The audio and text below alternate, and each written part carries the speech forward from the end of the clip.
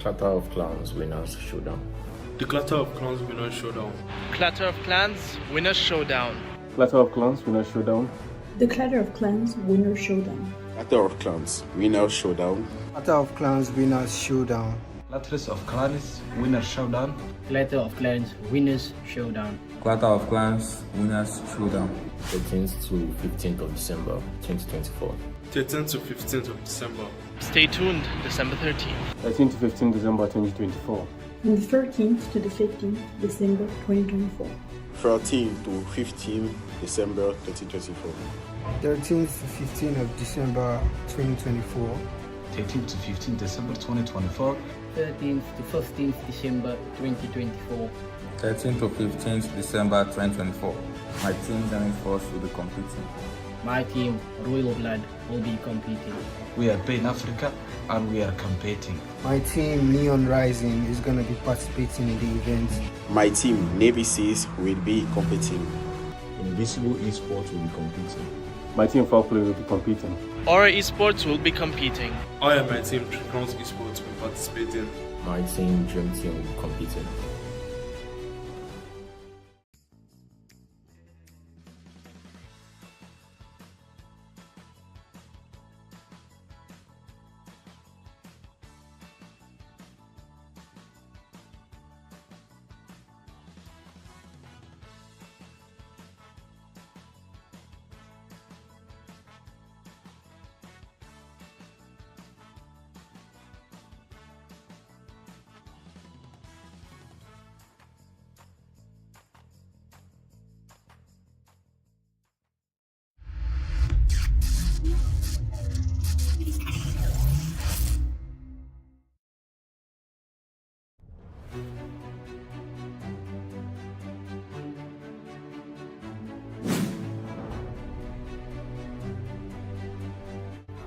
Clatter of Clans Winners Showdown.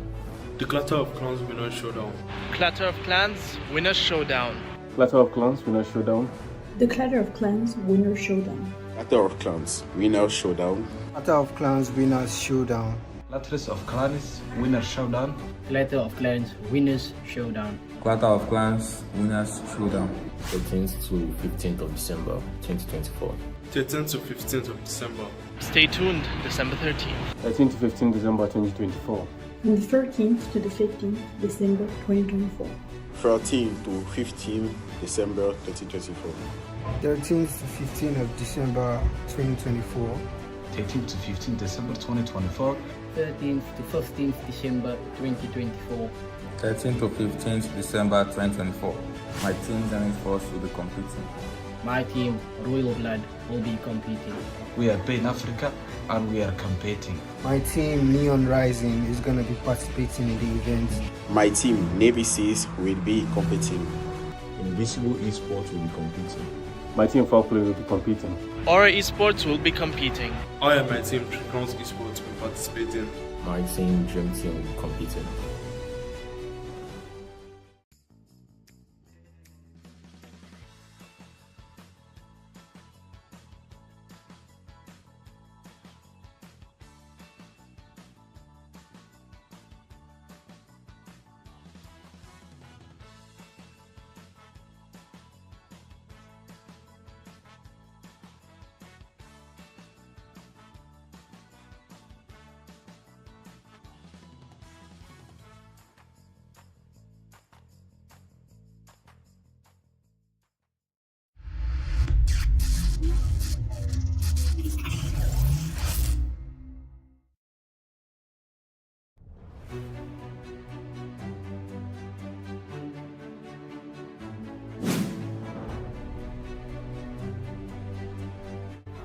Clatter of Clans Winners Showdown.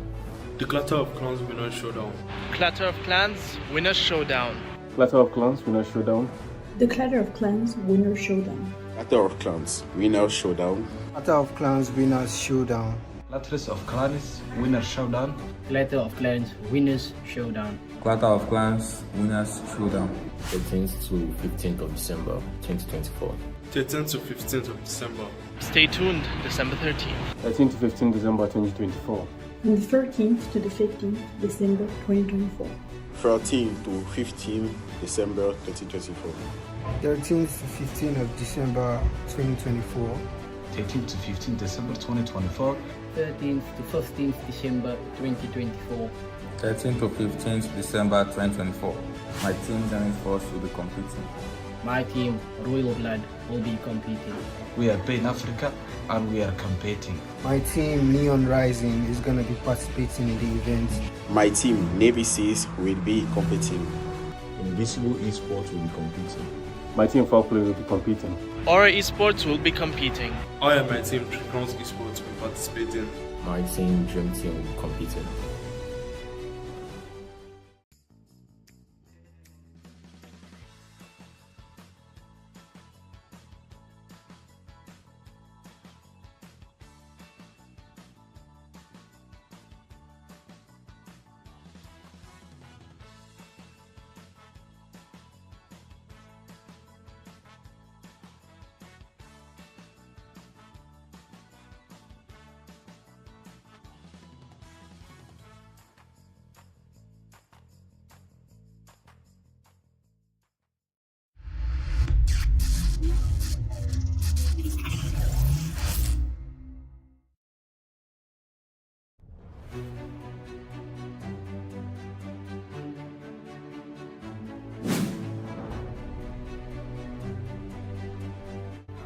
Clatter of Clans Winners Showdown.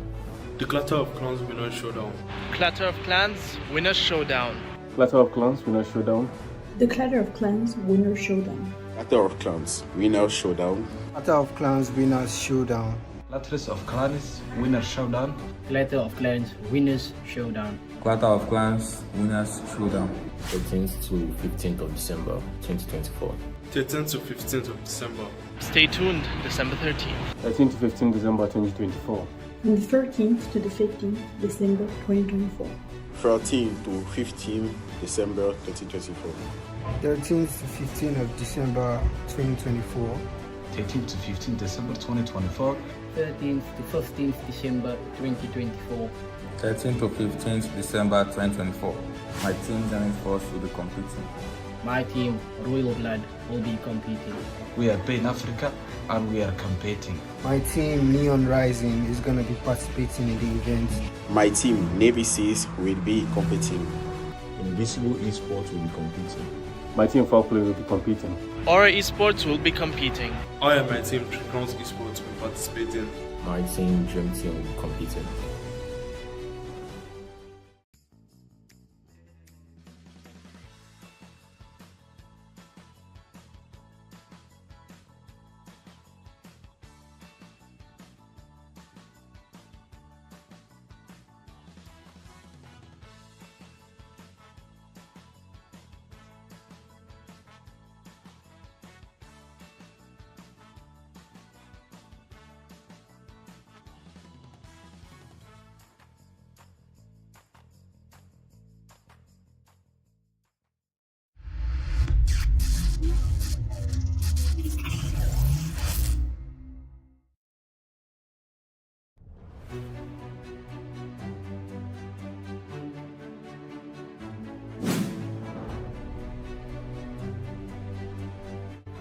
Clatter of Clans Winners Showdown. The Clatter of Clans Winners Showdown. Clatter of Clans Winners Showdown. Clatter of Clans Winners Showdown. The Clatter of Clans Winner Showdown. Clatter of Clans Winner Showdown. Clatter of Clans Winners Showdown. Clatter of Clans Winner Showdown. Clatter of Clans Winners Showdown. Clatter of Clans Winners Showdown. 13th to 15th of December 2024. 13th to 15th of December. Stay tuned December 13th. 13 to 15 December 2024. From the 13th to the 15th December 2024. 13 to 15 December 2024. 13th to 15th of December 2024. 13 to 15 December 2024. 13th to 15th December 2024. 13 to 15th December 2024. My team Zenith Force will be competing. My team, Royal Blood, will be competing. We are Pain Africa and we are competing. My team, Neon Rising, is going to be participating in the event. My team, Navy Seas, will be competing. Invincible Esports will be competing. My team FOWLPLAY will be competing. Aura Esports will be competing. I and my team, Clans Esports, will participate in. My team, DREAMTEAM, will be competing.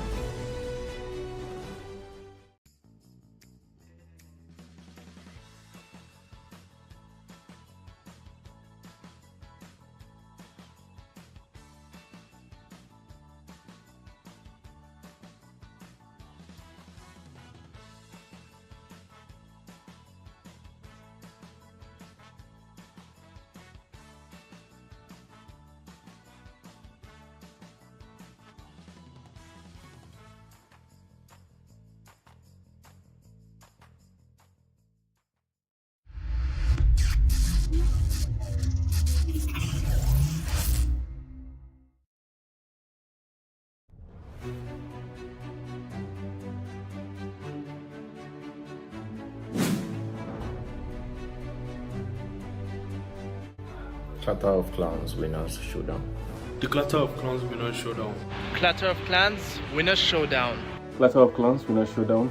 The Clatter of Clans Winner Showdown. Clatter of Clans Winner Showdown. Clatter of Clans Winners Showdown.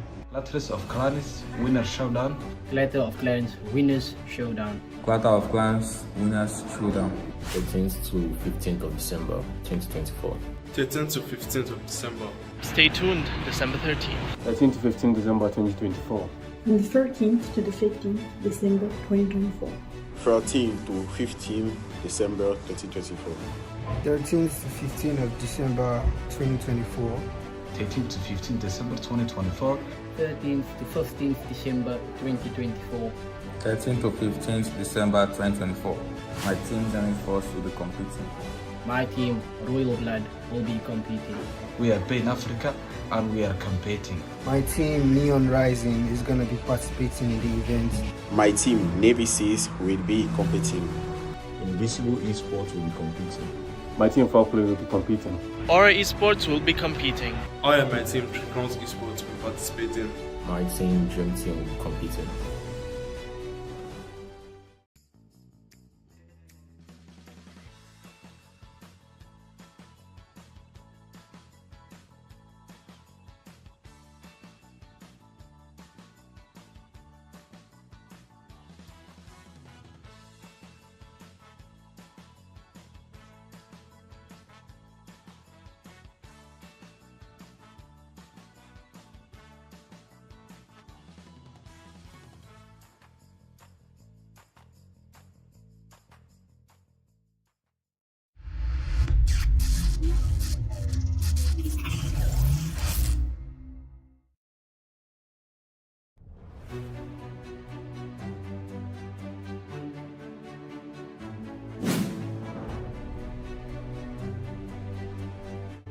Clatter of Clans Winners Showdown. The Clatter of Clans Winners Showdown. Clatter of Clans Winners Showdown. Clatter of Clans Winners Showdown. The Clatter of Clans Winner Showdown. Clatter of Clans Winner Showdown. Clatter of Clans Winners Showdown. Clatter of Clans Winner Showdown. Clatter of Clans Winners Showdown. Clatter of Clans Winners Showdown. 13th to 15th of December 2024. 13th to 15th of December. Stay tuned December 13th. 13 to 15 December 2024. From the 13th to the 15th December 2024. 13 to 15 December 2024. 13th to 15th of December 2024. 13 to 15 December 2024. 13th to 15th December 2024. 13 to 15th December 2024. My team, ZENITH, will be competing. My team, Royal Blood, will be competing. We are in Africa and we are competing. My team, Neon Rising, is going to be participating in the event. My team, Navy Seas, will be competing. Invincible Esports will be competing. My team FOWLPLAY will be competing. Aura Esports will be competing. I and my team, Clans Esports, will participate in. My team, DREAMTEAM, will be competing.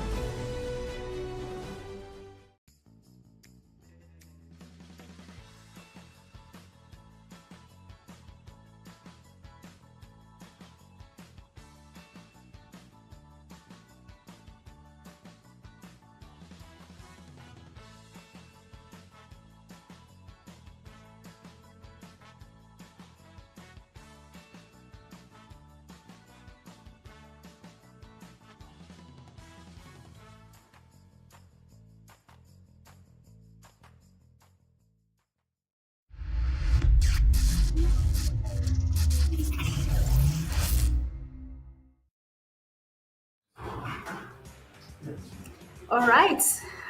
What's good, gamers? Mitch Gaming here, and we are in the last day of the Clatter of Clans Winners Showdown.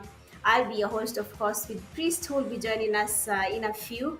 But before he joins us, I hope you guys are going to enjoy tonight's games. I am excited. I cannot begin to explain what I'm expecting in tonight's games. We saw what was happening from yesterday and the first day. We had people going all out. There's a lot of competition. I mean, it's the winners showdown anyway, and we're expecting the best teams to be playing in these games. A lot changed as well. The positions for some teams they changed drastically yesterday. Some teams were leading, then now they're not leading. We had others in the last position, and then they came back up. But just looking at the stats as of the last 2 days, we have 10, 11 leading with 96 points, and right behind them there's Spain Africa with 95. So you can imagine just 1 point away for Pain to change this whole thing. Just one game is enough. And then we have their player killers coming in third with 66. Three Crowns Esports, and not disappointing as well, coming in 59. Zenith Force 51. There might be some competition there between position 4 and 5. Navy Seals at 47, position 6, 7. We have Royal Blood 42. And then SO Serious at position 8 with 39. This is a team that also improved as of yesterday. They were not there, but now they are in position 8. So I'm hoping tonight we'll see more from them. Position 9, we have Aura Esports. They have 38 points in total. 10, we have Neon Rising, 35. Gamers United at position 11 with 33. At 12, we have 4B4M with 30. Dream Team there with 22 in position 13. 14, we have Invincibles, 21. And then 15, TERRORSIX Wakanda, 10. And FOWLPLAY having 10 points. From position 9 to 12, I believe there's going to also be a change there if you're not careful, depending on how they play the last games of tonight. And just looking at our top players, we saw Bego yesterday shining a lot throughout the games from game 1 to game 4, and that is why he's here with 21 eliminations and a damage of 4,651. That is a lot and really good coming from him. So GG's team Bego. And for day 3, last day of this winners showdown, our first map will be Sanhok Erangel, then Miramar, then we can call it a day in the Clatter of Clans winners showdown, and we are right into the game here. We have 10, 11. Of course, we are the ones looking. We're going to be looking at for some time now that they're the ones leading, and it's going to be a really interesting night tonight with the flight path and how everything is about to shift.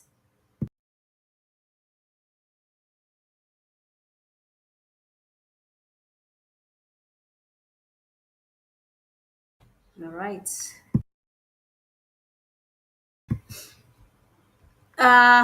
Just looking at the flight path, it seems to be somewhat fair. It is coming from the south and directly in the middle of Stanhope. We have teams have already gone to the landing spot. Some teams did decide to change their spots. We had them landing in specific places, but then as the games progressed, we had people deciding that we are no longer going to be landing where we usually land, because this is the winners showdown.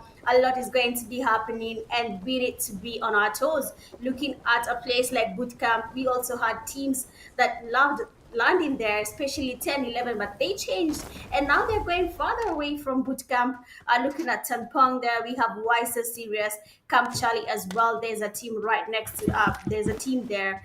A lot of teams have decided to take on the southern side of bootcamp, and then just looking at the middle of the map in Paradise there, we have just one team, that is TERRORSIX Wakanda, and our esports is not that far from them. They're really, really close to them. So depending on the rotation that they decide to take tonight, they might just be the first teams to encounter each other. But we'll just wait and see. For Pain Africa, they were leading before day 2 began. When day 2 was starting, when we were in our first match, Pain Africa was leading, and then things started going the other way, and they started losing points. They think maybe they chose the wrong fights to engage in, and that did cost them. And along the way, 10-11 did catch up, and that did definitely change what was going on in terms of position 1 and 2. And now we have 10-11 leading, but the margin is just 1 point away. So you can imagine if something happens to 10-11 as the game begins, even though they have already lost one of their teammates. I believe he was disconnected as the game was beginning. But if anything happens to 10-11, you can imagine how this is going to happen. But we have Pain Africa there. Finally, the first fight is taking place. Dream Team losing teams. Their beautiful DBS from Pony. Fireboy is down, and of course, they're going to get the revive. But Dream Team, on the other hand, they have to be careful. They need to figure out if they want to continue this fight or not. But Happy is not backing out. He gets a knock and an immediate thrust on Venom from Pain Africa. That means he's ready to take on Pain Africa. Guy is alone. We have to put that in mind. He's on one remaining from his team. Pain Africa having a full team. It's going to be really interesting to see what Happy can do from Dream Team, but it's going to be a really heavy fight for him, seeing that Pain Africa is not really a soft team to go against. They're very aggressive and they take up their fights directly. They're very aggressive, and that's something we have seen throughout the games. We have Zenith Force here yesterday. Surprisingly, game 3, they got their winner chicken dinner, and then in the last game, they left the game as the first team. I don't know what happened there with Zenith Force. I'm guessing the confidence level was too high, and then they went on right there to just engage in the fight without taking any chances. And that did cost them. They lost a couple of teammates, and it was really quite unfortunate to see.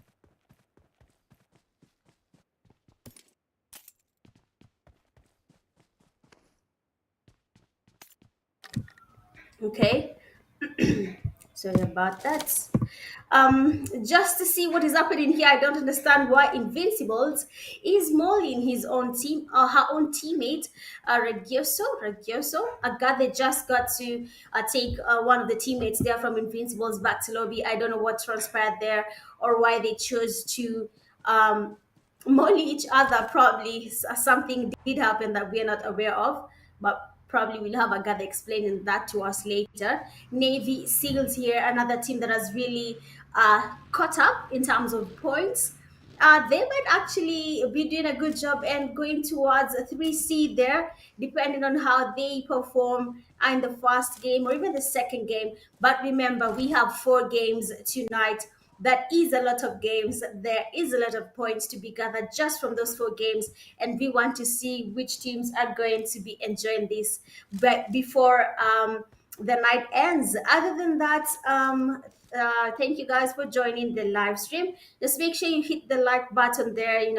Tap it. It will be really helpful. Share the live stream link. This is Clatter of Clans Winners Showdown, and we are in the last day. So you can imagine how intense the fights are going to be just for this day. And if you're yet to subscribe, just make sure you hit the subscribe button as you enjoy the live stream here with us. Invincible Esports here. For Sunhawk, usually Sunhawk is a small map, but as for the number of times that we get to watch competitive games here with you guys, I believe you've noticed how long it takes for fights to take place. We have Invincibles sporting their Why So Serious. They need to get serious, but Player Killers, they are taking on the 3C, 3 Crowns Esports, and their 12Ks are out to play. That's a very lovely gun, by the way. The S12K and the DBS. I used to disapprove of those 2 guns, but now I think PUBG should just continue bringing more shotguns to the game because they create a lot of spice, a lot of intensity in the game.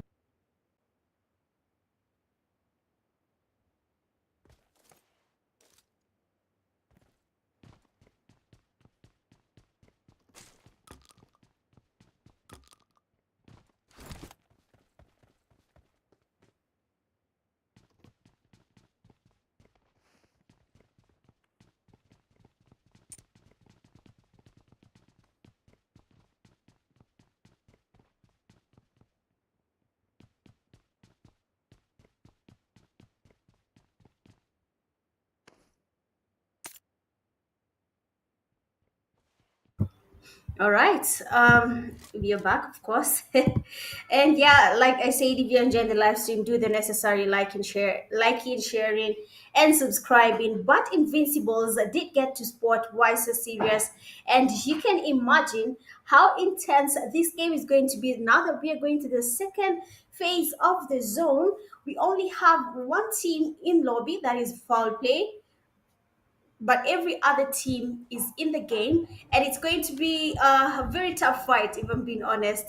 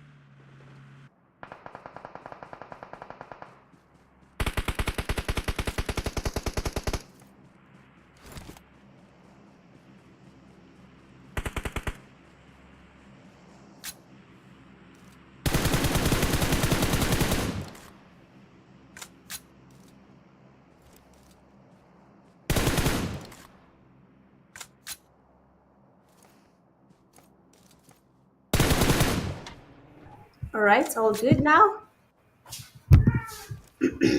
All right. So just looking at the player killers, they have a team right in front of them, and it's going to be a hard time for sure.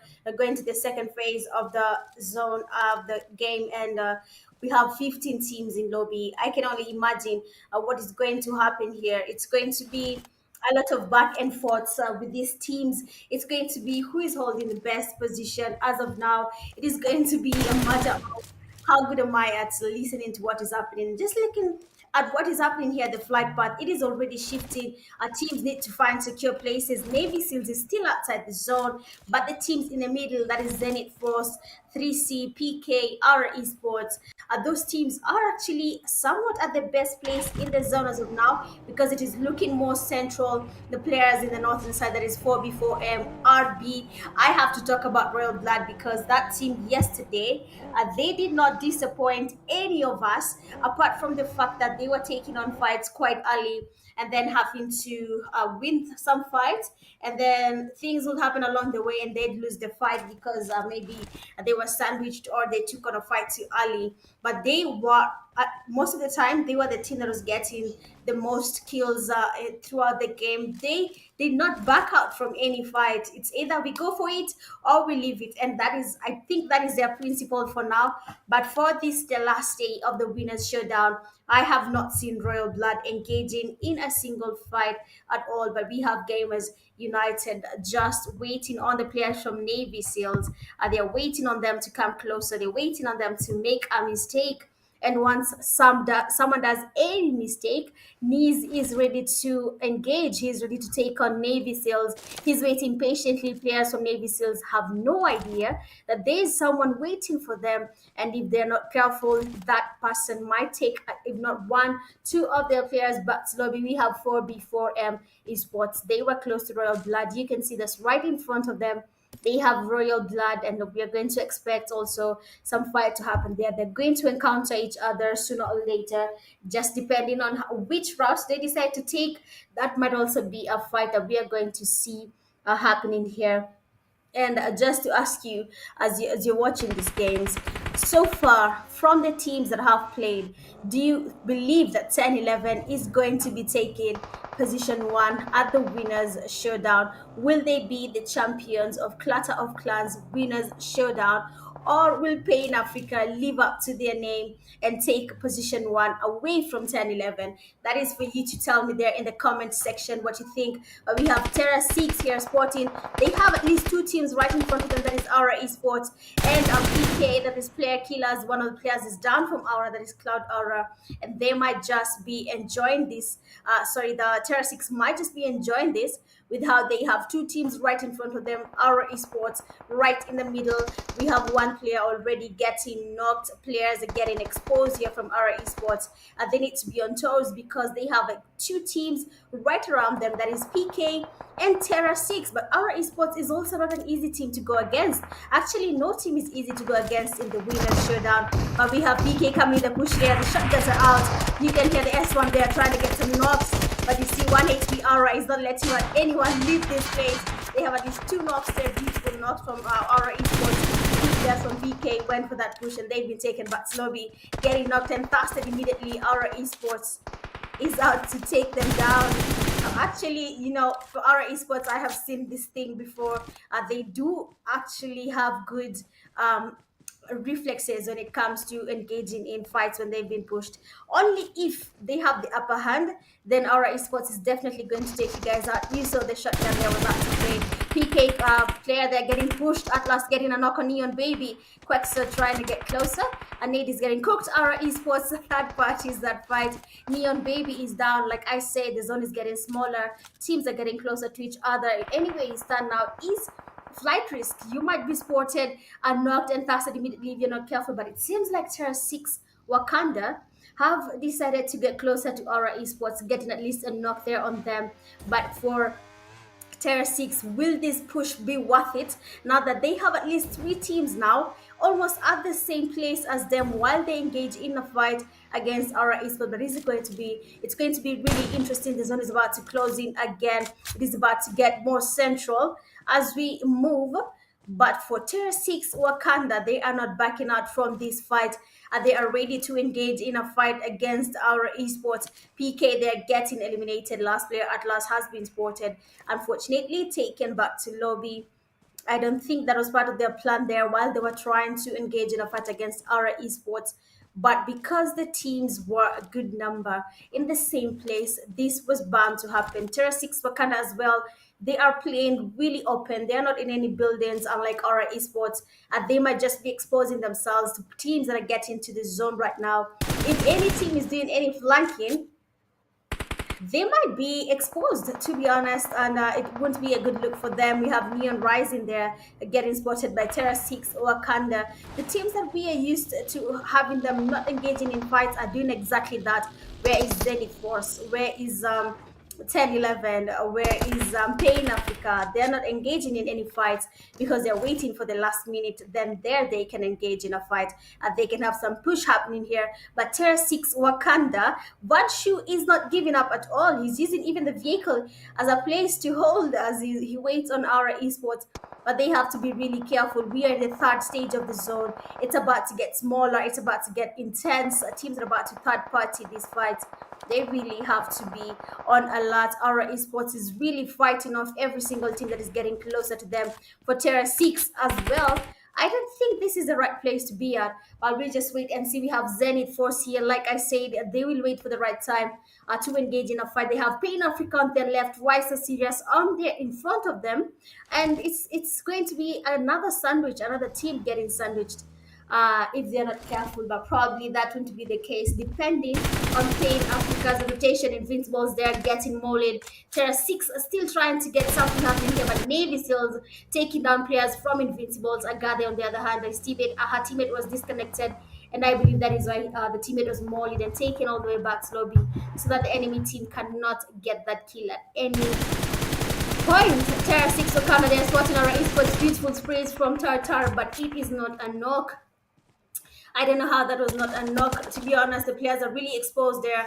They were looking at, they were basically in the vehicle right in front of him, but he did not manage to get any knock. Still trying to get some damage on our esports, but he's the one receiving the damage. Zone is about to get smaller. We are heading to the 4th phase of the zone. The damage is going to be really high there for TERRORSIX Wakanda. The best thing for them will be going back to the zone, but our esports switching to the next zone. They encounter Neon Rising. We have them getting a knock on one of the other esports players, and push is happening. Of course, you get your knock, you try and get your thrust, but our esports players are trying to get the cover happening here. Nothing is changing yet, but Neon Rising, they have Guff right behind them. You can imagine how many teams are here. You try to split from your team, you are cooked. You try to go and thrust and knock, like what is happening right now. You are still cooked because there is a team right behind you. If you're not keen enough, they might be taking you back to lobby. But let's see what is going to happen here. Neon Rising, one of their teammates is down, one player remains.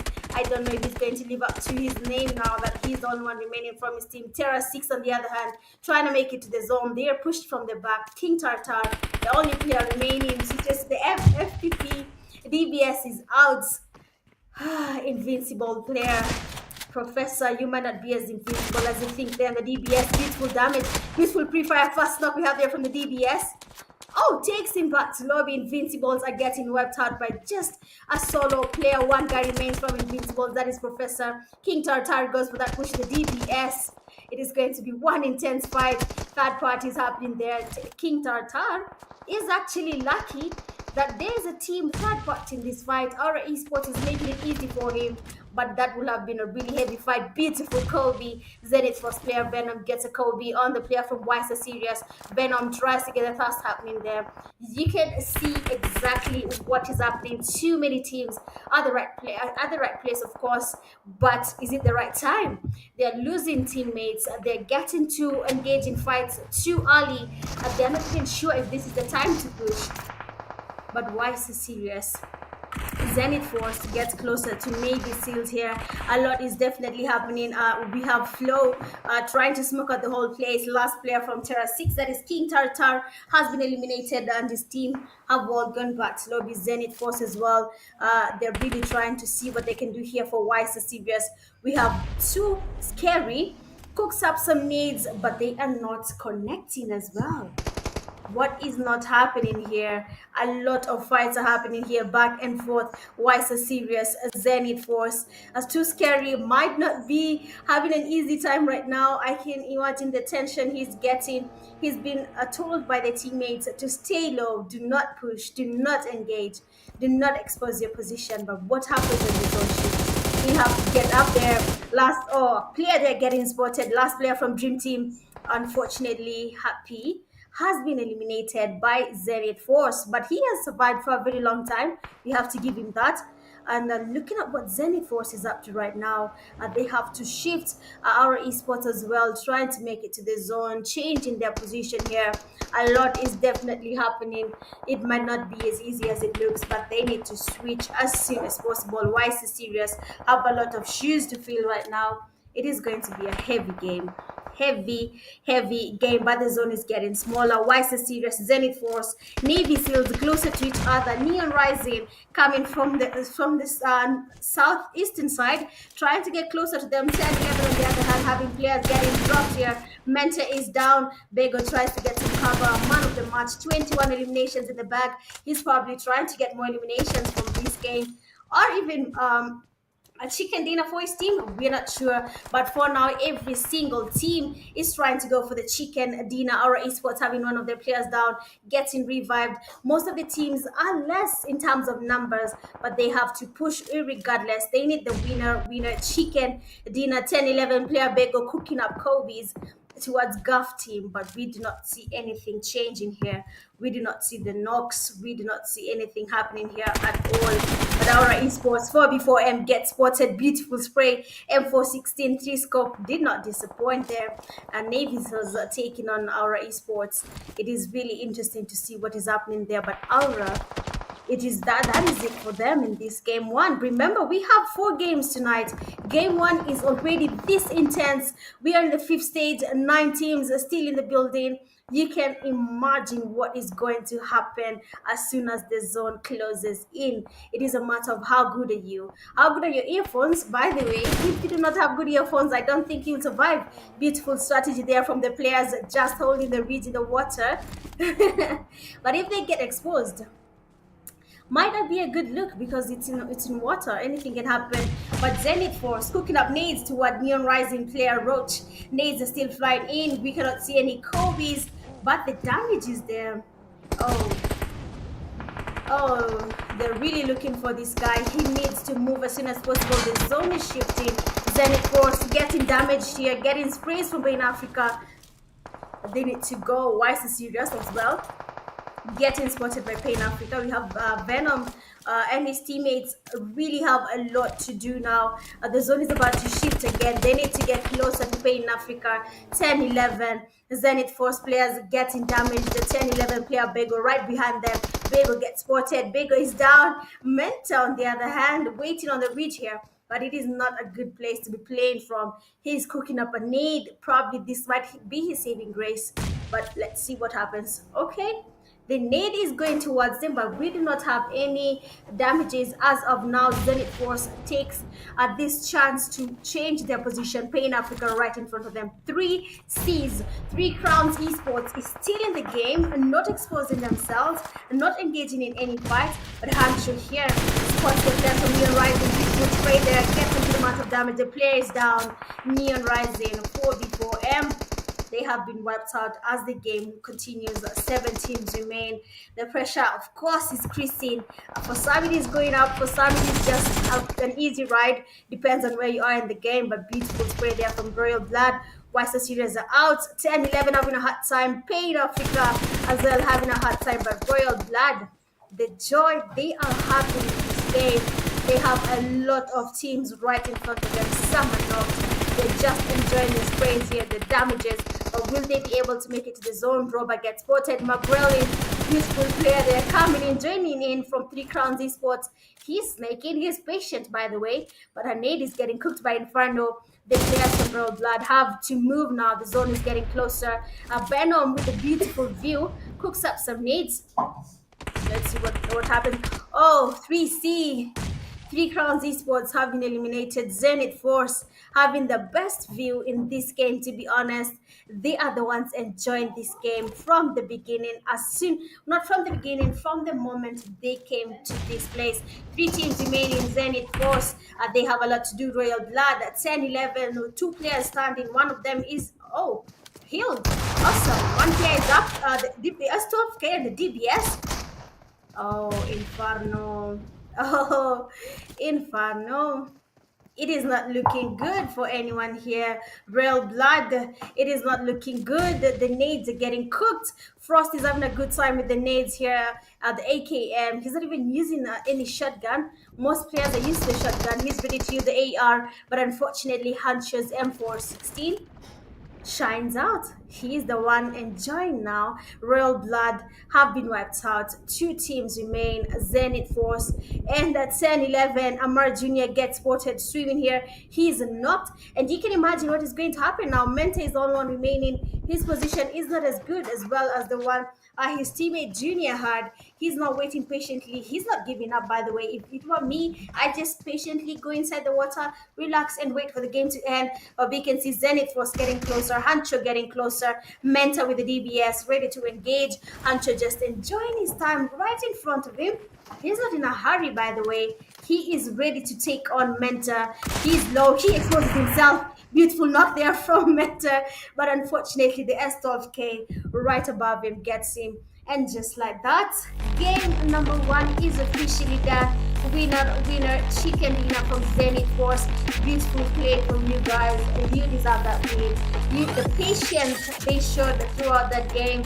They had teammates knocked, but they did not let that put them down. Congratulations to Zenith Force. We have them getting a total of 13 eliminations. That's really, really good. And from this match, they have bagged 23 points. And it seems like Zenith Force might be looking for that position 1, 2, or 3.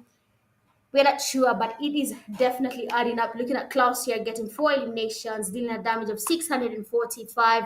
Hancho 3 eliminations, a damage of 438. Venom 6 eliminations, a damage of 715.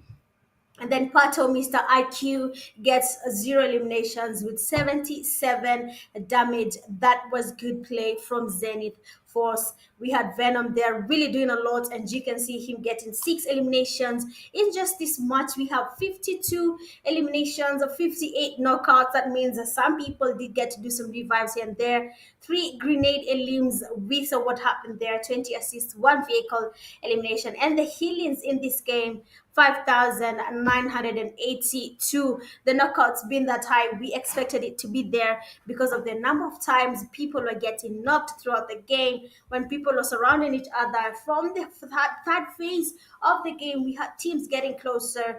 A lot was happening there. Just looking at the comparison here from Zenith Force and Royal Blood. Zenith Force having 1,875 damage, with Royal Blood having 1,127, having 8 knockouts on Zenith Force and 4 knockouts on Royal Blood.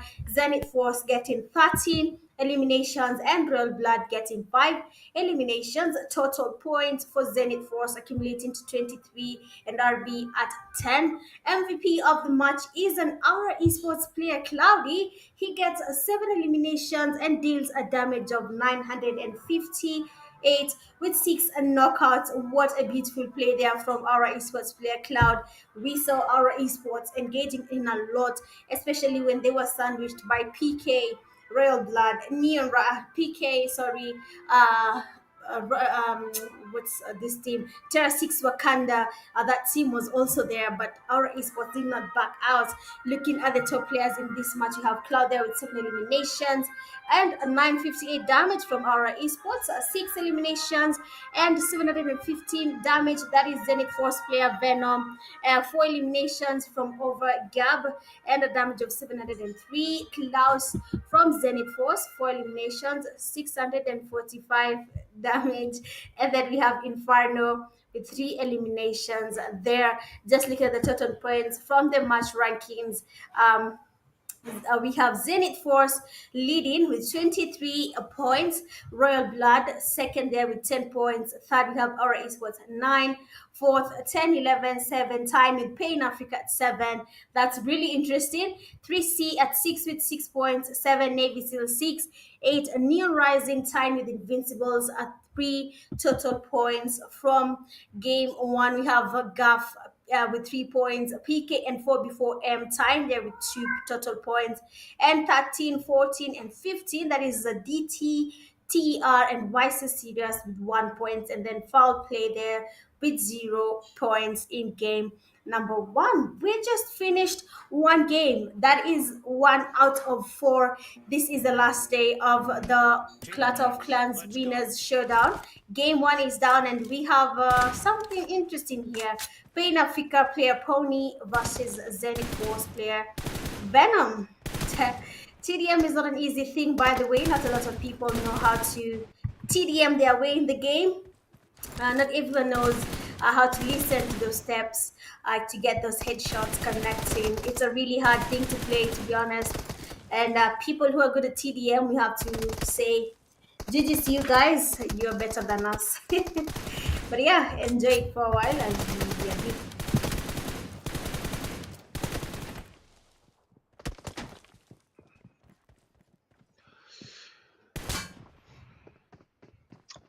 Venom and Pony have been tracking back and forth.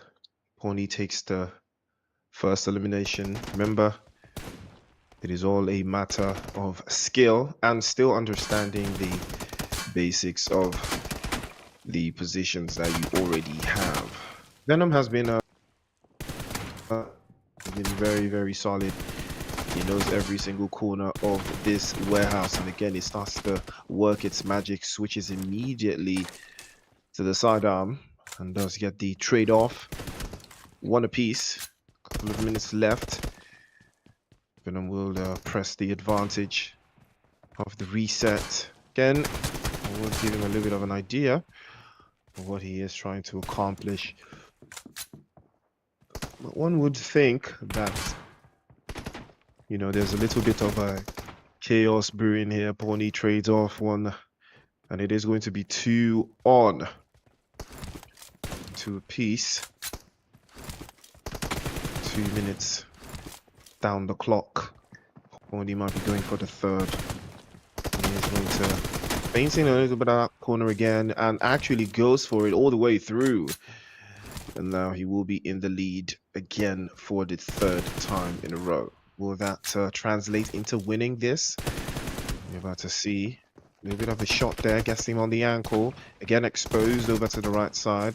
Pops through, had no idea of the angle switch, and he's definitely going to have that advantage over him as well.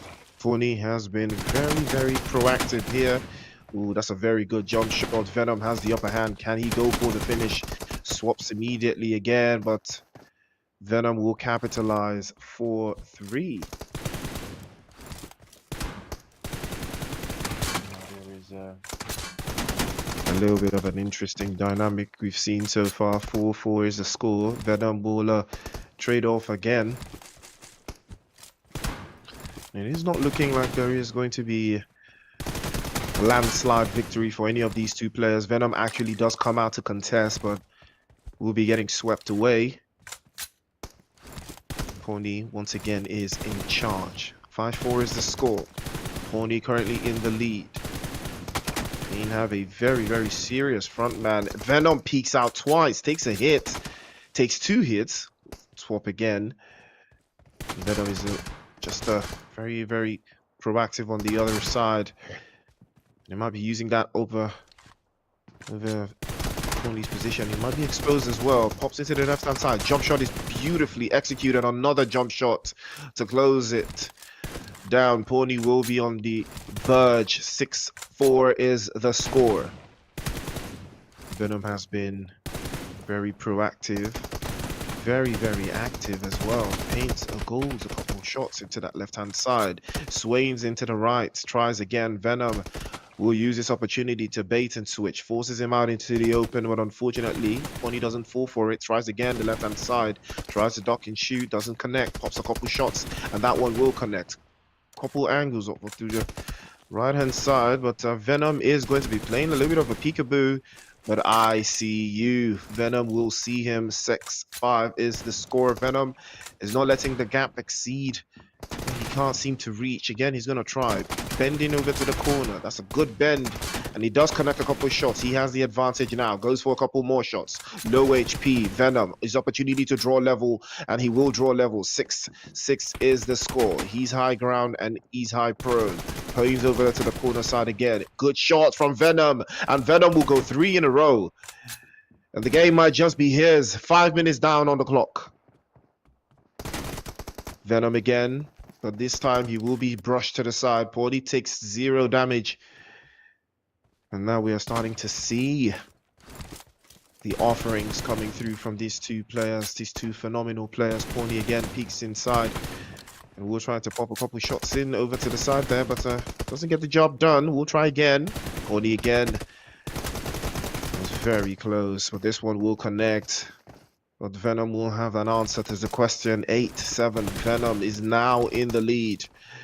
But he's still low HP. Pony could have the advantage of the regen, but still allows for the reset. Venom presses the on again. 1 HP each side. A jump shot fails. Venom will take it in stride. 9-7 is the score. Venom now looking stronger. And he's getting a little bit more confident with the plays, and the confidence with the pushes is starting to show. Pony now plays off the left-hand side. Good spray. Tries again.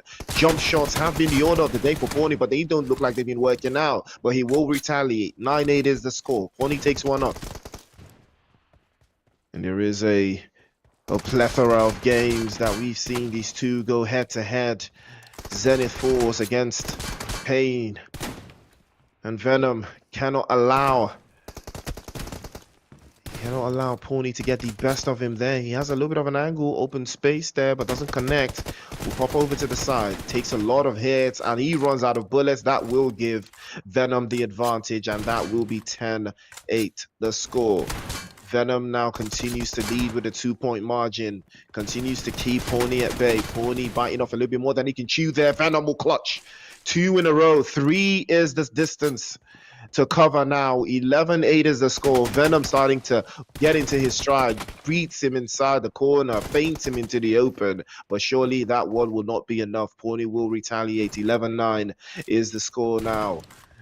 The 2-point gap still continues to elude. Oh, that's a beautiful touch from Pony. Anticipated the movement, and it will cut Venom to a very, very low HP. But Venom camps in, doesn't seem to move. But Pony, that will not stop him. He will advance. He will crush, and now cuts the deficit down to 1. Pony has every opportunity to make something happen here. Sways left, right, and center. Doesn't connect it all of his shots, but it's enough to do damage. Venom low on HP, 50%. Sways again, and he's gonna be dropped off 3 in a row.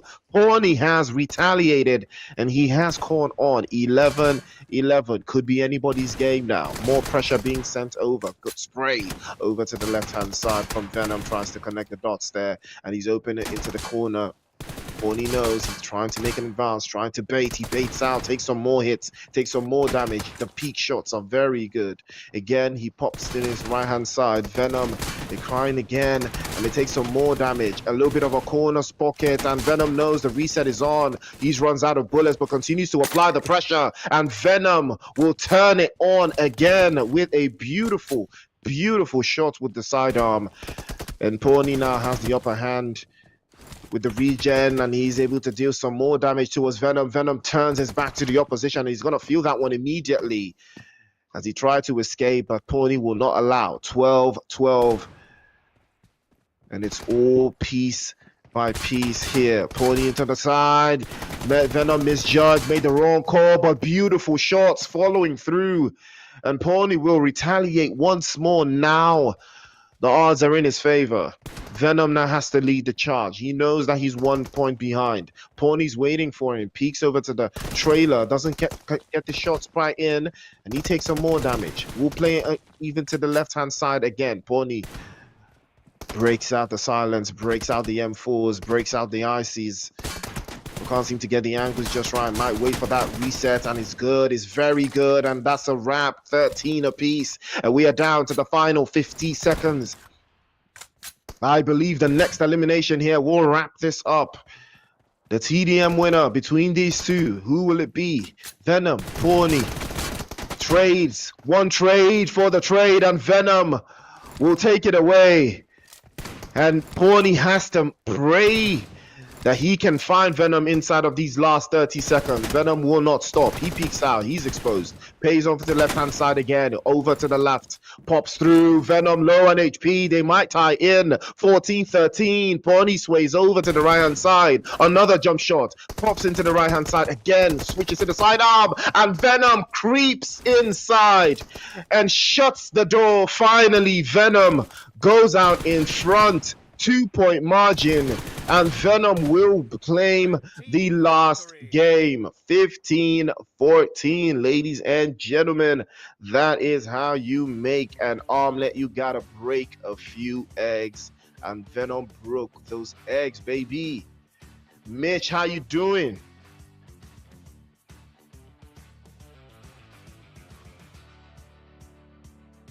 Well, looks like Mitch's camera is frozen, so hopefully when she gets that sorted out, we'll have her back in the fold. But until then, ladies and gentlemen, you just saw some intense action between two of the strongest players inside of the Clatter of Clans Winners Showdown. Speaking of which, big games we've had so far. Very big game. 10-11 and Pain continuously chasing each other neck and neck. Pain Africa with yet another chicken dinner. Zenith Force have moved up into third. Player Killers have now dropped to fourth.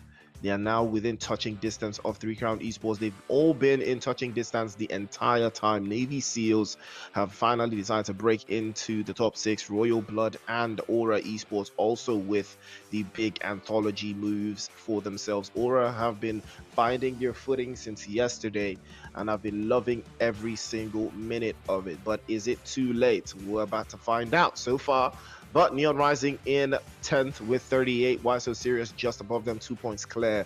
That chicken dinner being the thing that keeps them afloat. But Gamers United Force, GUF, in 11th with 36. 4B4M in 12th with 32. The Invincibles in 13th with 24. Dream Team in 14th with 23 as well. TERRORSIX in 15th with 12. And FOWLPLAY licking the bottom of the pot. 10 points so far. 10 points in 11. Is it 11? Is it 11 games or no? Hold on. We've had 8 games so far. 9 games. Yeah, 9 games. 10 points in 9 games is absolutely diabolical work. But so far, we've got our MVPs locked in. Bego still leading the chart, 21 eliminations and almost 5,000 in damage points. That should tell you all you need to know. That should tell you everything you need to know. You understand? But Pony is chasing on over 3,800 points in damage as well. 20 eliminations. Danger also on 20, roughly the same with Pony. Pony just edges him out with 3 damage points. Ooh, these two are going to be battling it out for sure. Amar also in there with 3,900, but 3 eliminating shorter than the other 2. And 1 HP from Aura Esports has now made his way through, overtaking Quilla with 14 eliminations and 3,400 plus damage points. The MVPs, ladies and gentlemen, who is going to walk away with it? This is going to be the opportunity. Last game of the last day of the grand finals.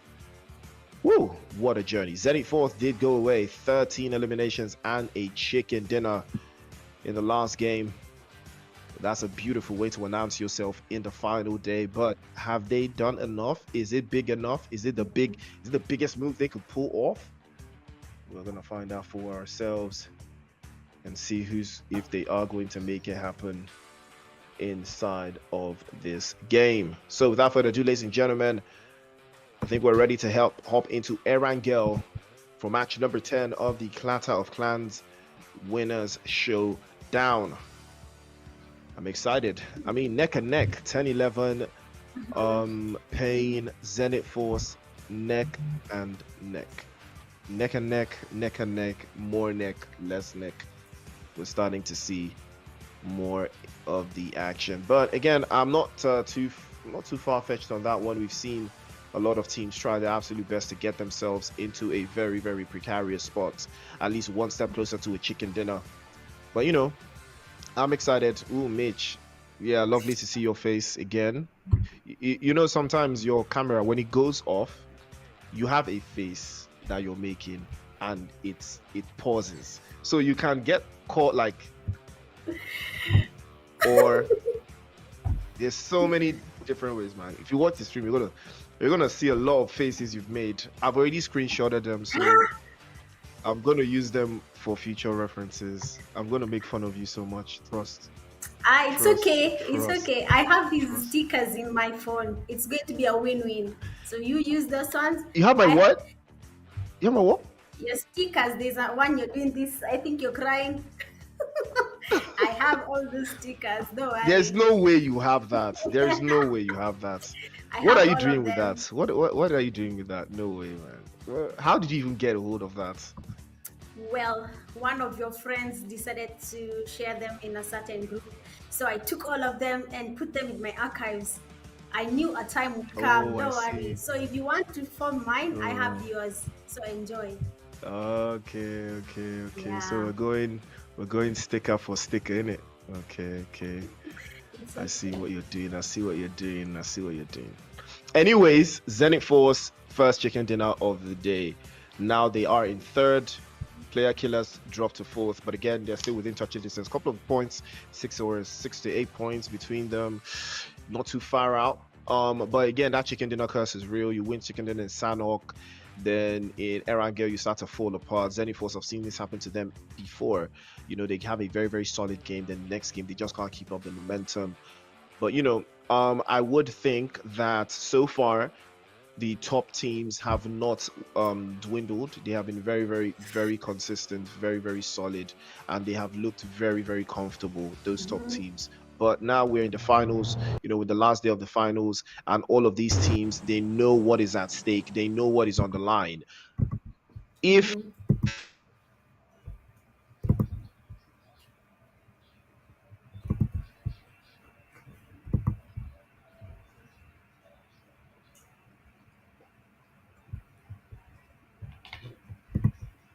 Sorry, I haven't gotten that.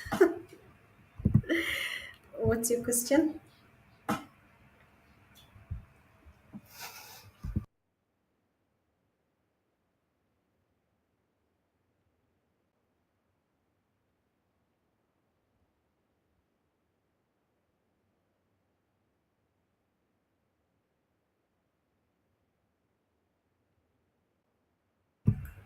Okay, okay. You just see that the flight 39 game two, that it's coming from the Povka all the way around military base. Yesterday we had our esports gliding all the way to Primorsk. So I don't know if that's going to be their same strategy as of tonight. But looking at the flight path, it does not look fair because I can imagine if it decides that it's going to be a zone that is just by the bridges, either Nova or military base. It's going to be a very heavy type of game. Game one already was too intense because every team literally waited for the last minute to engage in a fight. So I can imagine if that is the same thing that is going to happen in game two, where the zone is going to shift and force players to go all the way crossing bridges. It's going to be another intense game. Unfortunately, Priest, you missed out on a very intense game one. It's the last day of the winners showdown, and I'm sure the players are now trying to catch up and get their points up. What's interesting is 10-11 and Pain Africa still have 1 point margin because in the last game they tied point wise, and these teams are basically following each other neck to neck. They're not letting either of them take the lead. Either 10-11 Pain Africa, they will not fight till the end of the game. And I was asking, uh, do you think Pain is in a position to take out 10-11 with their strategy? If you've seen how they've taken their fights, do you think that Pain Africa have a chance of catching up, or will something happen like yesterday where they fumble in one of the games and then end up losing too early in the game? It's all about it's really, it really boils down to the mentality of the grand final. Some teams are very strong day one, day two, but on the last day, they just can't find that consistency, and that is what separates the champions from the competitors. So I would is actually one of the things I was even going to ask you, like, if at this level, do you think it's possible that it would be 10-11 strategy to eliminate Pain and reduce the opportunity for Pain to catch up to them? Because if you leave it to chance, you're giving Pain the opportunity to get points.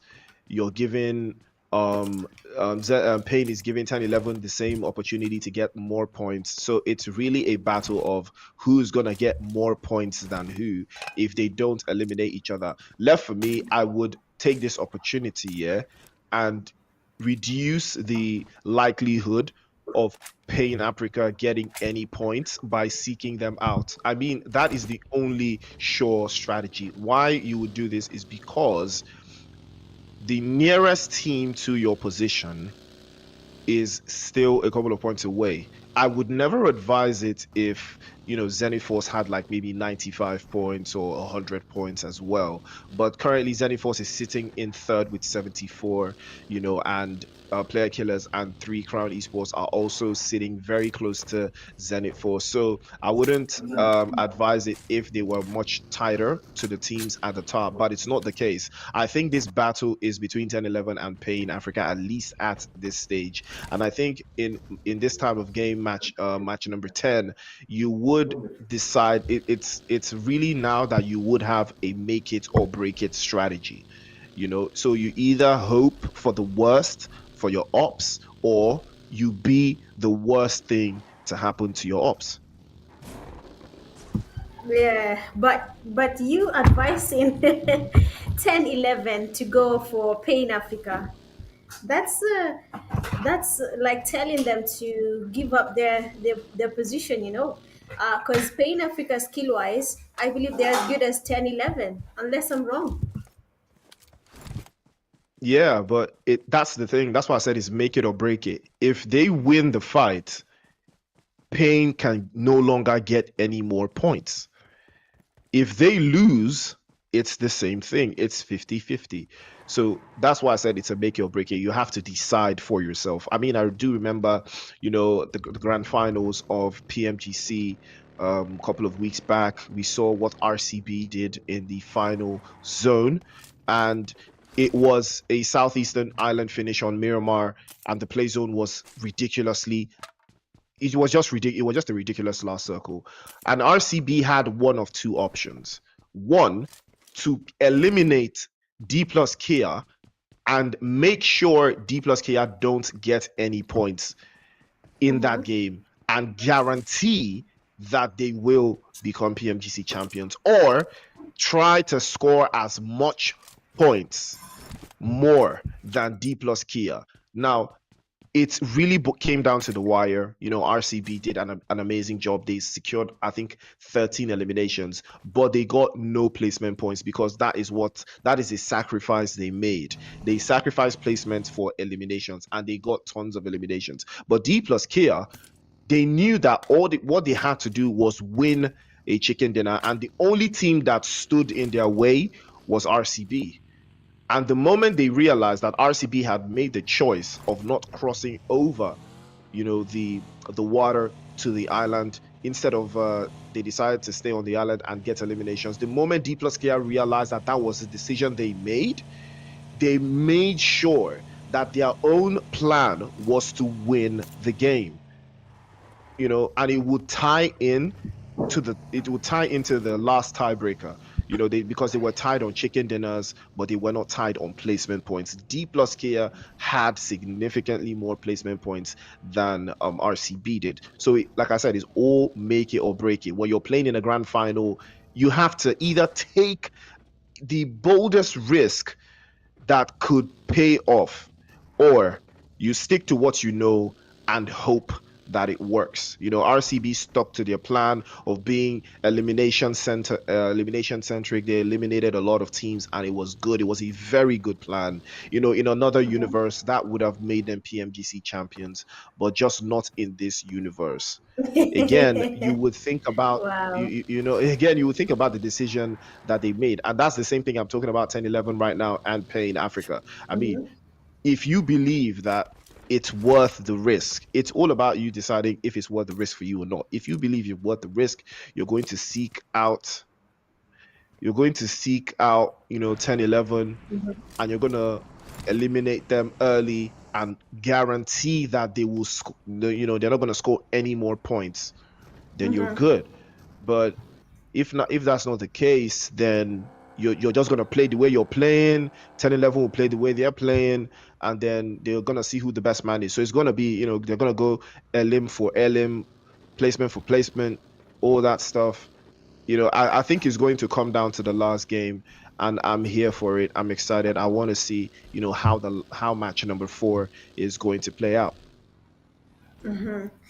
Well, that was an interesting game, to be honest. But I think you have to have some certain level of confidence in your skills as a team. That was it was looking really intense. I didn't know about Pain and 10-11 taking on the same strategy.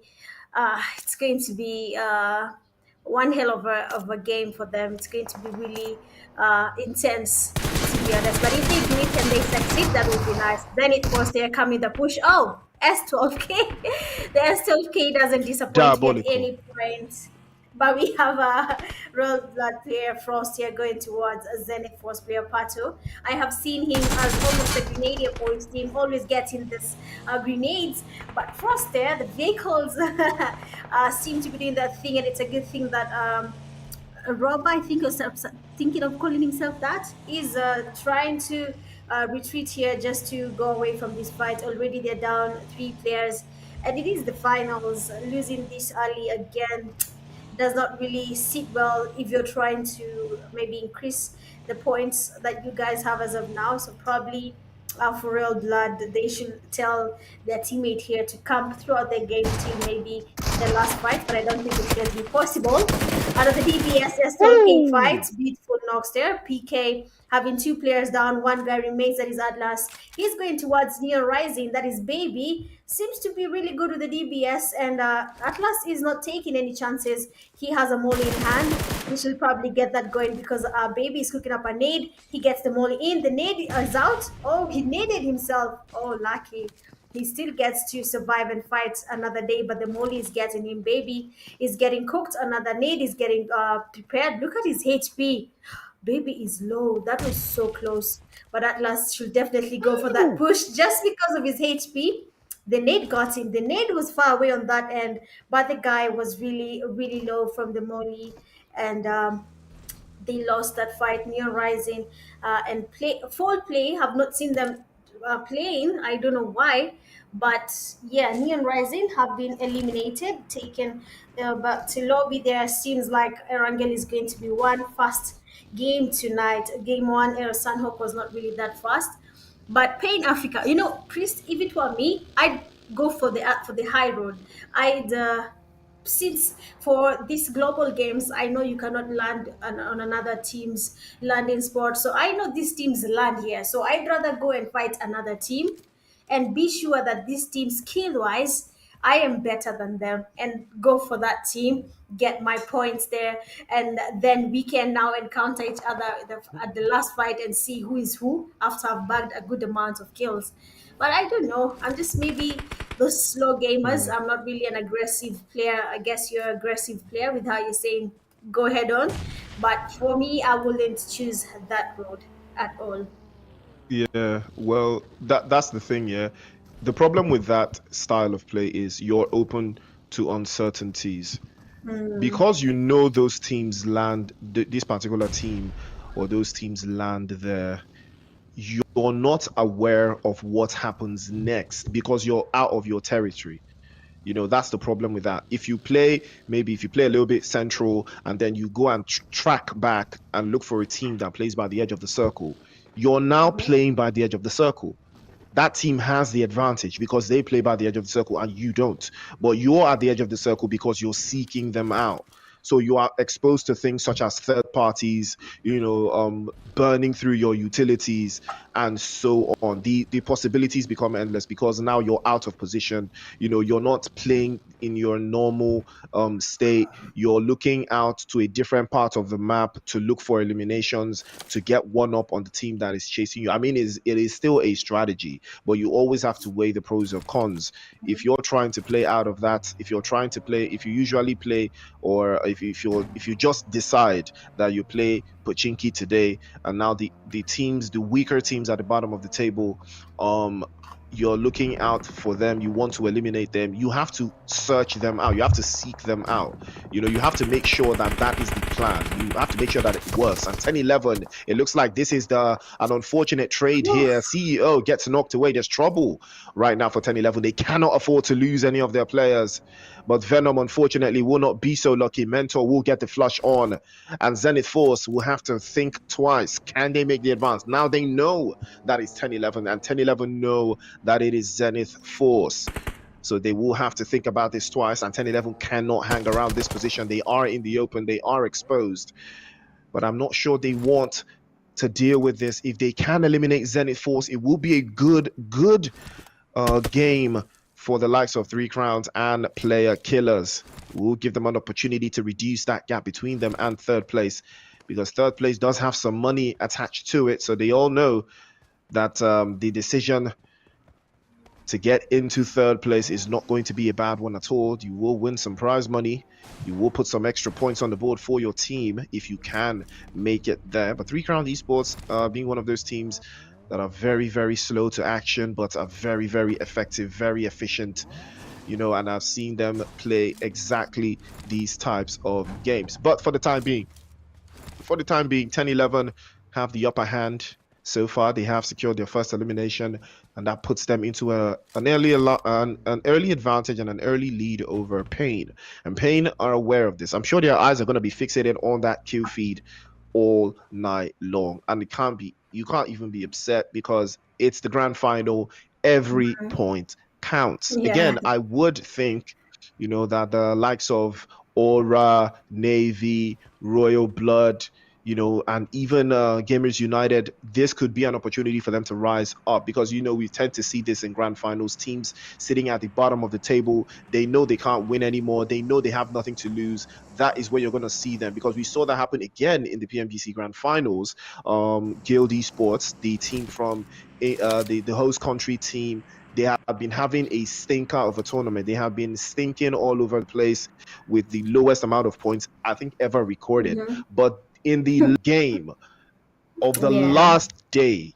They are the team that Mhm. eliminated RCB and cost them the PMGC title. Just because, I mean, Crazy. you have to be a hater to do something like that. You just have to be a and they made a name for themselves, man, because those guys, they had been stinking up the whole tournament, you know, and on that last day they decided to turn into something else. So that is what that's just what it is. The last days always come with drama, and I'm pretty sure, you know, Yeah. this winners showdown colluding is just colluding for some drama to happen. Yeah, definitely. It just reminded me that, and I can imagine the anger that came from just those skills, only those skills. That is like the worst thing that will ever happen to anyone. You're this close to getting what actually took you to that event in the first place, but just because of one team. Sometimes it feels like you can look for that team and tell them it is us. Please stop what you're doing. Don't kill us. But they can't do that. They'll just eliminate you because it's a competition and these things happen. I've just remembered that, and I was watching, and the first thing I did was first to leave because hey, I can imagine the stress they felt just after that. But well, I wouldn't put myself in that position, you know. I will get up and throw my phone at someone or something, but no, I'm not violent. I'm just saying it's just figure of speech. Yeah, but that will be my reaction. That was a very heavy fight that I don't think they had anticipated to happen. Just looking at 10-11, they seemed like they were going to lose one of their teammates, but that did not happen. You know, the interesting thing that happened in game one is that no one wanted to fight. Literally no one. Anyone will pass by another team, the first thing they will do is change their direction. Everyone was just switching and deciding we are not taking out this fight. We want to be left alone. We are not going to be taking any fight. Even we see, unfortunately, only one guy remained, that was McGrellin. But if they had survived longer, 3C would have won that game one in Sunhawk. But it happens sometimes, and if you choose to engage in a fight, you have to be sure that you're going to finish what you started. But we have 3C, 3 Crowns Esports, getting closer to 4B, 4M. Some damage there has been registered on Love, and more is bound to happen between these two teams. The 3C and 4B4M, they're definitely looking to engage in this fight, and we're not sure what is going to happen, to be honest. You vouched for 3C, and I found the reason why. I watched them a couple of times to see what they were up to, and I got exactly what I was looking for. Our esports are getting taken down by player killers. Nades are out. Beautiful nades. Atlas is down. Unfortunately, the beautiful nade takes out his teammate, and he's still getting some nades cooked up here by Hala.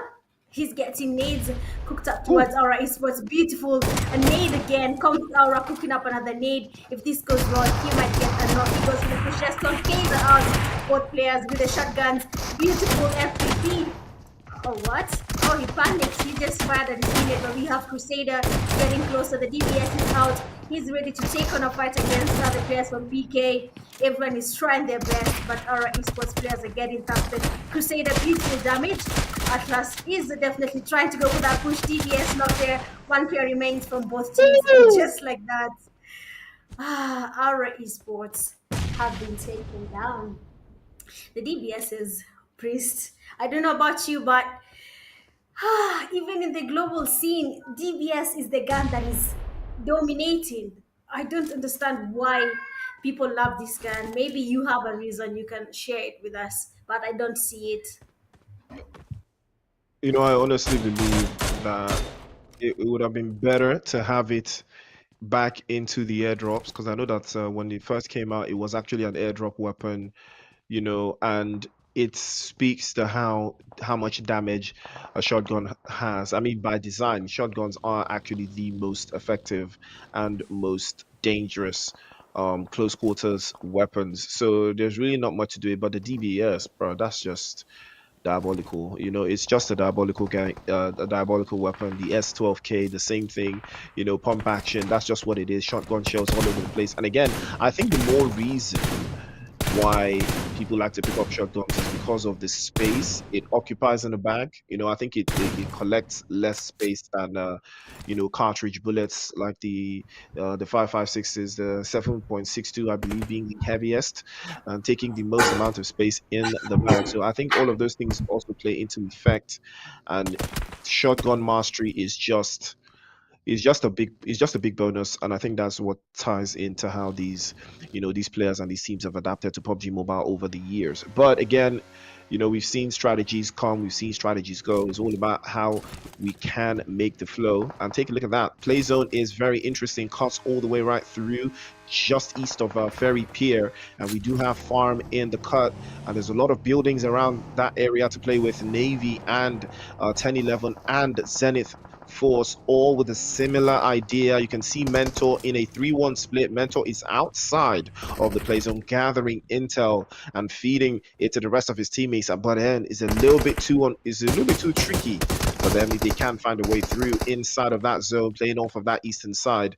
And I think that would be ideal for them if they can hold on the edge of the circle. Navy, you can see they have they drove a little bit closer to 10-11 there. They got the intel, they saw that position was occupied, and they're going to reposition, and they will run into the guys from player killers if they're not careful enough, but they might decide to hold off that southeastern side for the time being. But more and more teams starting to etch inside of the circle. It is phase 4, and we have 13 teams alive throughout the entirety of this final. I have not seen this. By now, it's usually 8 teams, 12 teams, at least 8 to 12 teams, but now we've got 13. We've got 41 players alive. That should tell you that nobody wants to get caught lacking. Everybody's playing it significantly slower. Everybody's looking for that one up on the next man. You lose 2 here, but you're not going to lose everyone. It is all strategy. Player killers right now up to 76 points, and Zenith Force in 77. Zenith Force, you can see they're not trying to commit too many bodies forward. They do have a lot of players. Players inside of those positions lying up, and now they have set their sights on the Invincibles. Again, this is very problematic for the likes of Pain Africa, because Pain are still yet to secure any points, and the numbers inside of the lobby are starting to dwindle. But they do have 4 players up, so that could mean something useful for them. But playing inside of the compound, it does limit some teams, like 10-11 for example. They do love to play outside of spaces, outside of compounds, inside of the terrains. They love to play regions, entire areas, and it looks like Dream Team might be the team here that might be putting something unfortunate. TERRORSIX and Pain, they might be locking horns. They might not like this. Sukuna has been knocked away. TERRORSIX could be the thorn in the side of Pain Africa right now. They're going for the reset. Again, this is not a smart idea at all. They have to push forward. They have to deal with Pain. They are trying to get Sukuna all the way back up, but TERRORSIX, this could be going better. Pain have 2 players knocked away. This could be something special. This could be something really special right now. But Fireboy is still bleeding out. His teammates can't make their way to him unless they create at least a reasonable smoke path. And that is the only opportunity for them to make something happen here. But unfortunately, Happy had the angle perfectly lined up, and Pony's going to be the next one to fall. Venom takes a lot of damage, and Fireboy is still outside. Dream Team have the opportunity to breach inside and take this position away. They are trying to play spoiler, and it looks like they smell blood in the water. They might be the ones to put that nail in the coffin. But here comes GUF again. First punch from Capozino. Jump shot is good into the corner. Doesn't connect. S12K. Super diabolical. Gives you all the confidence in the world. But it will not stop bullets. It will not stop the 9mm. It will connect. It will send it back into the lobby as well. Nabil. Oh, what a fantastic spray as well. Over to the top side. Connects immediately. Yaros has to fall all the way back. And they are going for the reset. And as expected, they will. But another grenade sent over from Nabil will claim Fireboy. A worse mistake he could ever make. He sacrificed his teammate, And Vanshu is going to be the next one to fall as well. Dream Team have decided to crash the party. Nova will be the next one to fall as well. Another opportunity into the corner. Sukuna plays off. The left-hand side is exposed. Nabil has to deal with this. They have to rid the lobby of TERRORSX. King Tata, beautiful shot over to the side, but a grenade from Venom drops immediately. He's going to fall over to the corner as well. Had no idea. Yaros was playing safe, but unfortunately, Nabil had his number. He dialed it in, and he's going to answer. Sukuna's grenade might be the one that gets it done, but no, it will not be the undoing. Pain Africa will still hold on. They will not lose. TERRORSX will be clutched away and put into a purse.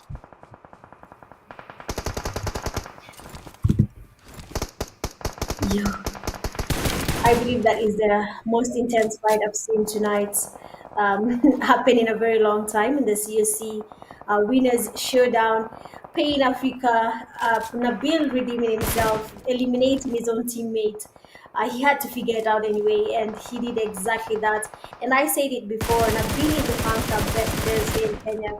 So you can imagine what he can do. His team won Red Bull in Kenya, a lot of competitions in Kenya. That team, his team that he was ideally did win, and now he's here representing his team again. But 10-11 takes on PK.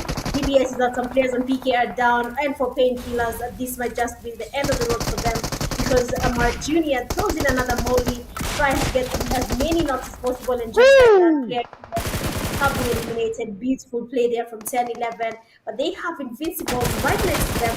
They have 3 Crown Esports, a third part in this fight. They are spraying, they're getting some damage on 10-11. A player is down from 10-11, they're definitely trying to get a revive. With a lot that is happening there, 10-11, Invincibles, those two teams have been really going back to back. Even in Sanho, they have been finding their way to meet each other in the game. I don't know how or why, but it is definitely showing even here in Aranga. ZENITH was taking up another fight, taking down the players from Navy. Nades are flying in, but totally not see what is happening here, because Pain Africa, after finishing their fight, have finally decided to join in another fight to get as many points as possible. And Nade, Esports, the last player from Navy Seals, and just like that, GG's. But they have to be careful. They cannot even relax for a second, because Pain Africa is here, and they might just be what Zenith Force needs to play on their toes.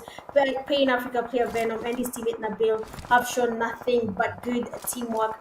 They can work together. They have proven that in that fight that they just finished earlier, and I can imagine what they can do now that they are here in a tight spot, trying to survive, trying to get the points for their team. But unfortunately, Zenith Force, why so serious, enjoys this fight, and they get to third party and taking out a player from Pain Africa. He's knocked. They're trying to get the revive. I don't know if it's going to work out, because Klaus wants to win this for them. He goes into the S12K, tries to get some damage. He's taken. Pain Africa player Nabil. This man, he needs to take something from my build for free though. And we have Hunter now trying to cook up some nades. We have Kobe's on this end. He's trying to throw as many nades as possible. They're going towards him. Why so serious was making it hard for Pain Africa earlier when they were getting pushed by a Zenith Force. They did get a knock on one of the players from Pain Africa, but luckily they did get the revive. And now the zone is taking out Venom. Oh, we are in the 6th stage of the zone. Sanhok was like this, Priest, by the way. No one wanted to engage in a fight till the last zone. Everyone played itself. 10-11, 14-3C. They were the ones that started their fight earlier against PK, and now that 10-11 can see them, they're spotting them. Bagel gets knocked. Beautiful spray there from Zay, but unfortunately, why so serious? Watching from afar, they get the last player there from 3C, 3 Crowns Esports, have been eliminated. 4 teams remaining, 10-11. YC Syria, Spain, Africa, and Zenith Force. It seems like Zenith Force is looking for another chicken dinner, Priest. We have not seen this happening apart from day one, where we had teams dominating. But day 2, it was not there. We did not see a team winning another chicken dinner. But it seems like for Zenith Force, they might be going for that second win. Depends on how Hancho takes on these fights. If he exposes himself, he might just lose it. But if he plays it safe, if he lets the teams take each other out, then probably this might be the saving grace that they need to continue going up in terms of their position. But what do you think, Priest? Is it possible Yeah, being a solo? yeah. I mean, of course, it's going to be very tricky. Zenith Esports, Zenith Forces down to 1, Pain also down to 1, and Mentor got a little bit frisky there, but he's going to learn immediately that could be damage, there could be chaos, but he's going to reposition, a grenade in hand, and Honcho might be breathing his last piece of oxygen here as that grenade will be sent over, but he makes a move, he requisite side, and Amar will deal with him with the quickness. Why so serious now? They do not have the numbers advantage. 10-11 have it. But Pain will still hold on. They will not allow the points gap to exceed an unreasonable amount. Bego did get knocked off earlier, but he finally gets picked up. 10-11 now, sending more and more bullets over to the side. Bego peeks out. He takes some more damage. Mentor falls immediately to Nabil, and that will be the end of Pain. Jexy is the one that sees to it that he's going to be swept away. And now they've used that opportunity to deal with 10-11. Mentor is going to be dispatched immediately. Bego is low on HP, sways into the corner as well, and a grenade is sent over. And that one might be the one that connects it immediately. Amar tries the left-hand side. 10-11 getting absolutely fumbled. And now Amar's grenade is the one that's going to be repositioned into that left-hand side. Amar popped over. S12K unfortunately doesn't connect, but the M4 will seal the deal. And why so serious?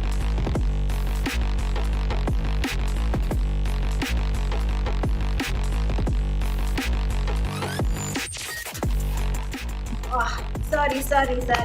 Yes. Why so serious? Congratulations to Why So Serious for finally getting a winner chicken dinner. In the second game of the night, we have not seen them win a game in a while. Finally, they have gathered their courage and they have gotten their points up. They started yesterday from position 16, ended at position 8. I don't know what they're looking for tonight, but we might just be standing to get surprised. We're just going to wait and see what is going to happen. But looking at Flow here, gets 5 eliminations, deals a damage of 552. We have 2 Scary, 4 eliminations, a damage of 748. Scary there with 1 elimination, a damage of 619. And then we have Jexy with 3 eliminations and a damage of 784. Why So Serious is definitely trying to gather their points as much as possible. Trying to prove that it's possible for anyone to, gather up some points throughout the games. Yes, we are in just the second game, but it is the last day. Anything can happen. And we are not going to say what, because our predictions are not even making sense anymore. Eliminations in this game are 52, knockouts at 67, total healings at 8,361. Grenade eliminations, we have seen them live. Some teams grenading their fellow teammates. How about the assist there? We have 31. Vehicle eliminations, we have seen one of the Zenith Force players being taken out by a vehicle. And just look at the comparison here between Why So Serious and 10-11 Gaming. Why So Serious deals a damage of 2,703. 10-11 Gaming deals a damage of 1,825. 15 knockouts on Why So Serious with 13 eliminations. 10-11 having 5 knocks and 10 eliminations. And total points for Why So Serious at 23, and 10-11 having 16 total points from just that game. Put in mind that the margin between 10-11 and Pain Africa was just 1 point. So I can imagine from this game now, how many points ahead is 10-11, or did Pain Africa also get closer to 10-11? But looking at our match MVP here, we have 10-11 Gaming player, that is Amar Jr., having 6 eliminations, dealing a damage of 792, gets 3 knocks and heals 257 with just 1 assist. GG's to you, Amar Jr. We have seen him play, and we have seen how much he can do for his team in terms of points throughout the game. So GG's again to Why So Serious. 10-11 almost getting the win, but it did not work out. Hopefully they'll try their luck in the next game. I have honestly did not expect it. Why So Serious played it safe. They took their time, strategized, chose their fights, and it has finally paid off. They have gotten their winner chicken dinner. Looking at the match 10 for these games tonight, that is top players. We have Amar Jr. at 6 eliminations, 792 damage. Nabil there at second with 4 eliminations, 898 damage. Flow with 5 eliminations, 552 damage. Klaus with 4 eliminations, 827 damage. And then 2 Scary with 4 eliminations and the damage of 748. Of course, we expected Nabil there and Amar Jr. to be amongst the top players. We have watched live how they have taken on their fights for their team, and yes, we did expect them to be there. And just looking at the match rankings for this game, Why So Serious gets 23 points in total from this game, and we have 10-11 coming second right behind them there with 16 points. Pain Africa getting 11 points. The margin just became bigger. Zenith for 10 points. 5 PK with 9 points. Almost tying, with 3C at position 6 with 8 points. Dream Team and Navy Seals tying there with 2 points, and then Neon Rising at position 9 with just 1 point. So for the margin, it is closing for some teams. Some are really catching up with the rest, but some are yet to really get going to get closer to the teams that are right in front of them. But we are definitely going to see what has happened to Why So Serious after that chicken dinner. In position 10, we have Invincibles tying with TERRORSIX Wakanda with 1 point in position 11. Position 12, 4B4M, 0 points. 13, Guff with 0 points. 14, Aura, 0 points. 15, we have Royal Blood, 0 points. And then Foul Play in position 16 with 0 points. That's the match rankings for this game. We are still yet to see what has happened to Why So Serious position after that game, and looking at what has changed. 10-11 at 119 points. Pain Africa 113 points. The margin is starting to grow. We are going to have a really interesting night tonight. Zenith Force, they're coming third with PK at fourth. 84 points for Zenith, 77 for Play Killers. Fifth, we have 3 Crowns Esports with 73 points. Why So Serious go all the way to position 6. From position 8 having 63 points. Position 7, you have Navy Seals, 55. 8 Royal Blood, 52. So teams are definitely trying to catch up, to be honest.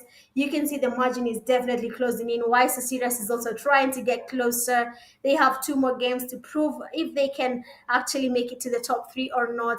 3 Crowns Esports, Player Killers, the margin is just 4 points away. Also, something might happen there just from one game. Zenith Force as well.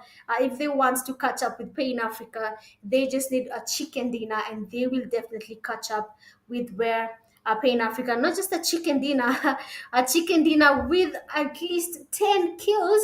That will be their saving grace, and that will have them joining Pain Africa and 10-11, just almost at the same margin as them. But this gap here is really, really closing in, and I just want to see what is going to happen at the end of the day. Aura Esports coming in position 9 with 47 points. Neon Rising position 10 with 39. 11, we have Gamers United with 36. Position 12, we have 4B4M, 32. 13, we have Dream Team, 25, tying with the Invincibles, who are in position 14 with 25 points.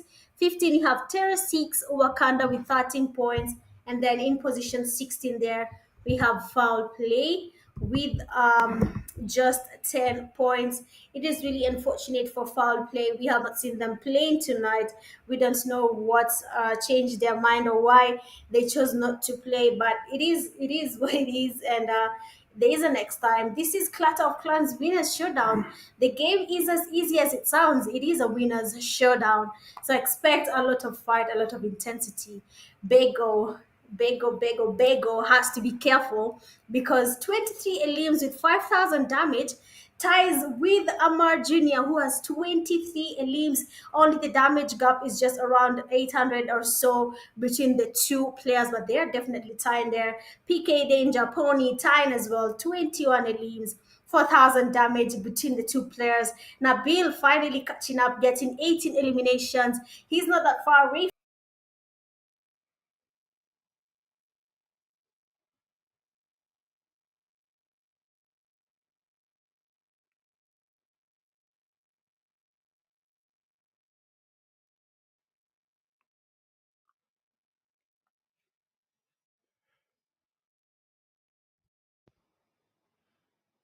2 games down, 2 more to go. 23 points apiece for SO Serious and Zenith Force. Erangel is up next. Miramar to follow suit. And before we crown the champions of the Clatter of Clans Winners Showdown, it has been an absolute rocket of a journey. 10-11 and Pain Africa, Zenith Force, SO Serious. All of these teams are leaving it all on the line inside of these last 2 games. We're going to keep our eyes peeled to see if that's going to be more of the same right after the break.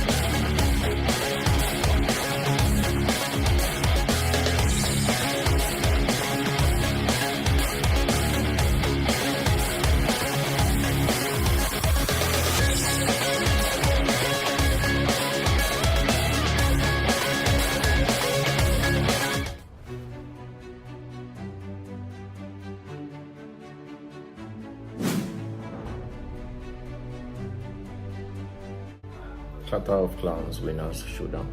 The Clatter of Clans Winners Showdown. Clatter of Clans Winners Showdown. Clatter of Clans Winners Showdown. The Clatter of Clans Winner Showdown. Clatter of Clans Winners Showdown. Clatter of Clans Winners Showdown. Clatter of Clans Winners Showdown. Clatter of Clans Winners Showdown. Clatter of Clans Winners Showdown. 13th to 15th of December 2024. 13th to 15th of December. Stay tuned December 13th. 13 to 15 December 2024. From the 13th to the 15th December 2024. 13 to 15 December 2024. 13th to 15th of December 2024. 13 to 15 December 2024. 13th to 15th December 2024. 13 to 15th December 2024. My team Zenith Force will be competing. My team, Royal Blood, will be competing. We are Pain Africa and we are competing. My team, Neon Rising, is going to be participating in the event. My team, Navy Seas, will be competing. Invincible Esports will be competing. My team FOWLPLAY will be competing. Aura Esports will be competing. I and my team, TERRORSIX Esports, will participate in. My team, DREAMTEAM, will be competing.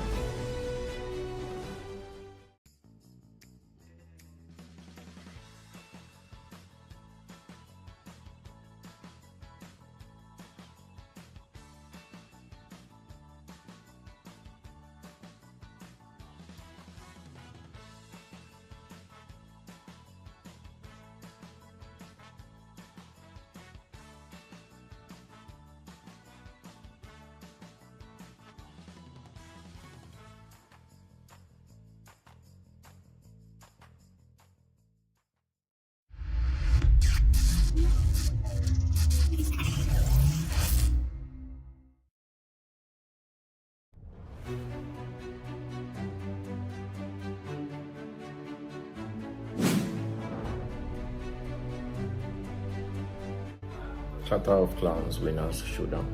The Clatter of Clans Winners Showdown. Clatter of Clans Winners Showdown. Clatter of Clans Winners Showdown. The Clatter of Clans Winner Showdown. Clatter of Clans Winners Showdown. Clatter of Clans Winners Showdown. Clatter of Clans Winners Showdown. Clatter of Clans Winners Showdown. Clatter of Clans Winners Showdown. 13th to 15th of December 2024. 13th to 15th of December. Stay tuned December 13th. 13 to 15 December 2024.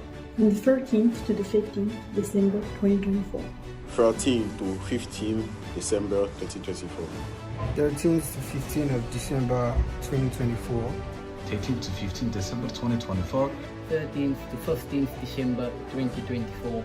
13th to 15th December 2024. My team Zenith Force will be competing. My team, Royal Blood, will be competing. We are Pain Africa and we are competing. My team, Neon Rising, is going to be participating in the event. My team, Navy Seas, will be competing. Invincible Esports will be competing. My team FOWLPLAY will be competing. Aura Esports will be competing. I and my team, Crowns Esports, will participate in. My team, DREAMTEAM, will be competing.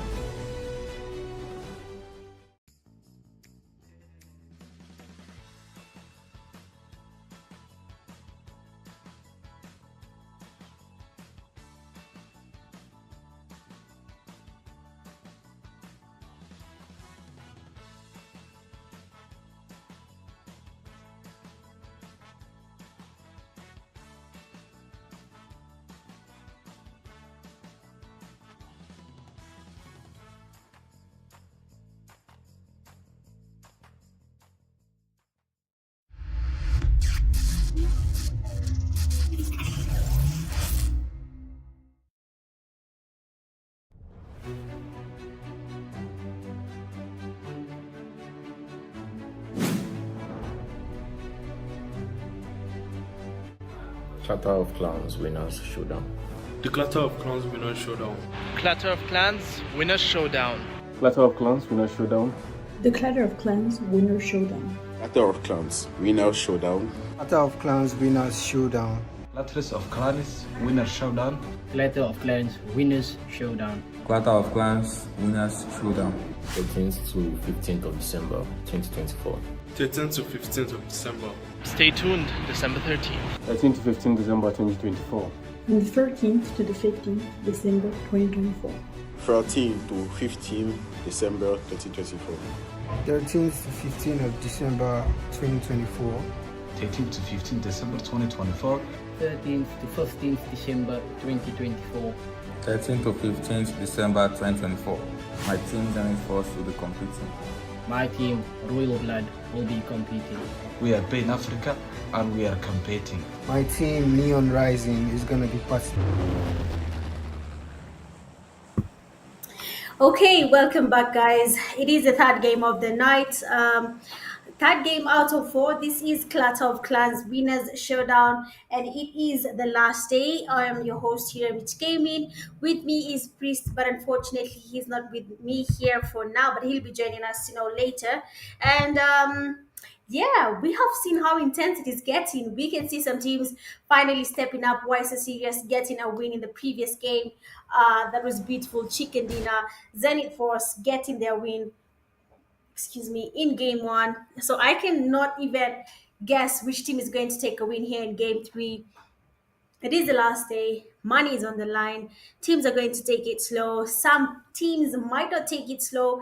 They might decide to play aggressively, especially with such a beautiful flight path coming from the northern to the southern side of Erangel, directly straight in between, almost in between the map, dividing it into 2 equal halves. So that means you can land literally anywhere and enjoy the game. But yes, Naya Poliana is looking a little bit crowded there. We have teams also coming towards military base. I guess we are also going to have some crowding on that end sooner or later. But yes, Naya Poliana is definitely where we'll be having the most action as early as the first zone in the game. For the rest of the teams that you can see, Invincibles have gone far away. Aura Esports landing their usual spot in Erangel. They have chosen Severny as their home ground. Stalba has a team taking it up there. That is 4v4M.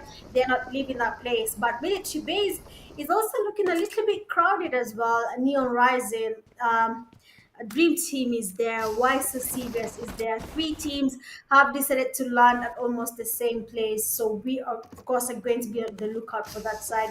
And the zone this time round has decided it is going to be on the southern side of Erangel. Depending on how it's going to shift from there, we might have teams having to cross the bridge there, encountering bridge campers, so that might also be another place we'll be looking out for. in case anything happens there. But a lot is definitely going to happen here in Yasnaya, Poliana. We have the margin becoming smaller, and for some teams becoming bigger just from the last two games. We are in game 3 out of 4. So yes, it is going to be a very interesting night with how things are going to transpire, with what is going to happen, which team is going to go back to lobby really early, which team is going to survive till the end, which team is going to take the winner chicken dinner. Pain Africa has a very somewhat big, not so big gap that will be closed by even just a game. 6 points, it may look small, but it is big at the same time, depending on what happens on 10-11 side, or what happens on Pain Africa's side. Why So Serious does the same thing they did yesterday. They are basically gliding all the way. They are not letting Primosk go. They want to be Primosk lords, and we are not going to stop them. Let them just enjoy Primosk as long as it works for them. Then no one is going to stop them as of that. But anyway, if you're watching the live stream, make sure to hit the like button. Make sure the number of people are watching are equal to the number of likes. You get it? So if you're watching, make sure you hit the like button, subscribe if you're yet to, and share the live stream link. This is Clatter of Clans Winners Showdown. It is the last day. We are in game 3. One more game to go. That will be in Miramar, and we are seeing nothing but intense actions. Our players are not even engaging in fights as early as the first round. They're basically waiting till the end of the game, then they can start engaging. As from the second phase, third phase, that is where we see fights happening. That is where we see teams encountering each other. So I don't know if that's going to be the same case here for these teams, but we are yet to see, and we are going to be watching till the end. I am going to be here with you guys as soon as even Priest joins us. We will be here doing nothing but enjoying the games, because a winner's showdown is not an easy thing, guys. A winner's showdown is the best of the best being put in the same place and having to battle it out for something. And we just want to see what is going to happen here. I think Mans is here. Man like, are you in the building? Mic check, mic check. I'm in the city. Yeah. I am in the city. Yes, sir. Interesting playing path we had earlier. Interesting game so far. 10-11, Pain, Zenith Force, Player Killers, 3 Crown Esports, Why So Serious, and Navy. Even the guys from Royal Blood, they still have a horse in this race. But we are going to see if they will turn things around. I believe I've been saying it, I think it's still going to come down to the last day. I think it's still going to come down to the last game. And again, it's going to boil down to mentality monsters. The mentality monsters will come out on top. And those are the ones that are going to be very, very, very proactive. They are the ones that are going to seek a little bit of an extra piece of they're just gonna keep a lid on things, at least for the time being. But again, I would be much more inclined to see something special come out from these teams. But right now, Navy SEALs looking very solid in 7th place. Again, they're currently sitting with 55 points. That doesn't put them too far out of the likes of 3 Crown Esports, even Zenith Force. All it takes is one great game, and it will put them in the right spot. But we are in Erangel number 2. Blazer is about to close out. The playing path cuts right through most of these southern sides, so most of these teams, they're going to have to fake it till they make it. But the likes of Pain Africa, they need something very special. You know, I mean, like we talked about in the previous game, Pain Africa, they stuck to their tactic. They played exactly what they could have. But again, it still stems up on the abilities of these other teams. There were so many different times, you know, Pain Africa could have gotten eliminated, but they held their own. Nabil was absolutely excellent, and he put on one hell of a show. And that, ladies and gentlemen, is how you separate the champions from the competitors. You know, that extra moment of brilliance, pulling something out of your hat when nobody expects, you know, something like that. But again, I would still put it to them. It has not been a convincing performance just yet. 6 points away from 10-11. That is roughly 6 eliminations. They need to do better. Looks like Neon Rising and Player Killers will be locking horns just outside the bridge side from a military base. We've seen this play out before, and Player Killers did come out successful. These were able to trade 1 or 2 players off from Neon Rising. Again, we're seeing that play out, and Quexa is the one that's going to be the victim this time as Danger draws first blood.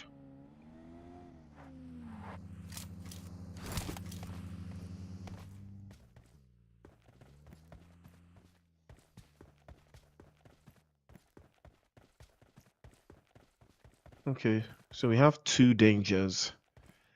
This is Danger. So we have Danger and Danger. That's interesting. It looks like Roach is in the water as well. Neon Rising could be doing so much better. I had this team inside of my top. I had them inside of my top 5, but they have been quite a disappointment. Interestingly, you know, it's the likes of Player Killers. I mean, Player Killers must have done their research. They were getting ready for them on the bridge, you know, and they started cooking. So basically, your prediction is flopping. That's what you're saying. What? I have 4 out of 5. What do you mean? You know, I mean, I replaced one Nigerian team for another. That's pretty much what it is. I just replaced, you know. Ooh, that was very close. Knees. Had to be very careful before they put him on his knees. 2 grenades, 1 for a piece there, but unfortunately it's not enough. He did manage to deal some damage in that direction. This looks like it's not going to yield much of anything there. Pulls out the QBZ. Returns the fire. Here come the grenades from Capo Zeno. He's charging it to the game. Bounces it off the stairs, but it doesn't work. Immediately the DBS. First shot is good. And he goes for the finish. Poncho, unfortunately, will be sent back. GUF in a very, very compromising position right now. Capozino fighting by his lonesome. Kiro is nowhere to be found. He's AFK. A grenade is bounced over to the side and almost worked through, but unfortunately will not be the case. Kiro is back online, but he's a little bit too late, and he has been spotted. He has been exposed. Takes a lot of hits, a lot of damage, and his car will be going up as well. Zenith Force starting to increase their numbers. And that grenade from Klaus will send him to the other side. Hey, what just happened there? A lot has happened in just, I think, 1 minute. But it is unfortunately that Gulf have been eliminated. The game is just getting started. We're yet to move to the second stage of this zone here, and they have already been eliminated. 4v4M taking on TERRORSIX Wakanda. And King Tartar is in the building going for that push after his teammate Sukuna has already been knocked. I don't know why for this third game, seems like players are ready to take on fights this early. For the first 2 games, that is in Sanhok and the first Erangel, we did not have fights happening that early. People were just, taking their time. A lot of players were really being cautious throughout the game. They were doing some very wide rotations, then coming in the zone a little bit late. But in this third game, it seems like now they want to let loose a little bit. They want to get their points up, get their kills, get what is going to happen, maybe position. I don't think some of them are thinking of the position. They just want the kills there, but we are going to see what is going to happen. The zone is about to shift. I'm actually really interested in what is going to happen. I want to see where the zone is going to shift to as of now, because 2 teams are holding the bridge. Dream Team is holding the upper side, Neon Rising on the lower side. They're basically waiting for everyone to get towards them. Player Killers are getting closer to Zenith Force. They get their knock there. The vehicle almost got Klaus, but that did not happen. That was actually very risky there on Klaus. That would have been a knock if anything had happened. But PK, Danger, gets off, gets closer here. We might see some pushing happening between Zenith Force and Player Killers. I don't know why Zenith Force have decided to relax a little bit. We've seen this even yesterday after they get their first chicken dinner. They then slack a bit and start going a little bit aggressive, and that does cost them sometimes. But we'll have to see. Pato, Mr. IQ, getting pushed here by Danger. He's holding a grenade, probably a grenade. He does not get him yet, but we have one of the players from 3C, that is McGrellin, third party in these fights. Danger still has a lot to do. The molly is out, tries to get maybe some damages in the molly, and there's a push up in there. Beautiful knock. Esan is out to play. That's a shotgun. I've not seen that much, but Pato does use it a lot, and he's trying to survive as much as possible for his team. He's the only one remaining. Last player from PK as well has decided to retreat. Play in Africa, just scouting around the area, trying to see who are we going to take on and who are we not going to take on. Is it going to be worth it or not? They have a margin of 4 points. Was it 4? 6 points, sorry. And they need it, even if it's kill wise, because if Pain Africa gets 4 kills right now, they wipe out one team. They've tied with 10-11, but depending on what happens to 10-11, we cannot predict anything yet. Zenith Force player Pacho still taking on a fight. Oh, he gets spotted. The 3C third party is the fight there, and Zenith Force has been eliminated. Priest, is this something with Zenith Force? Is it because they got a chicken dinner, they are relaxing, and they don't want to continue the same strategy they had before their chicken dinner, or what is happening here? Is it the win that is giving them this type of play? We saw that yesterday. They won the third game, then the fourth game, and they were out very early. So is it something with the win? Does the change in the strategy come with the win, or what do you think is happening to Zenith Force right now? Well, I think it's one of those things that we talked about. They just want to secure as much points as early as possible. I think that is their strategy. You know, they're trying to eliminate. They want to put a gap between themselves and player killers.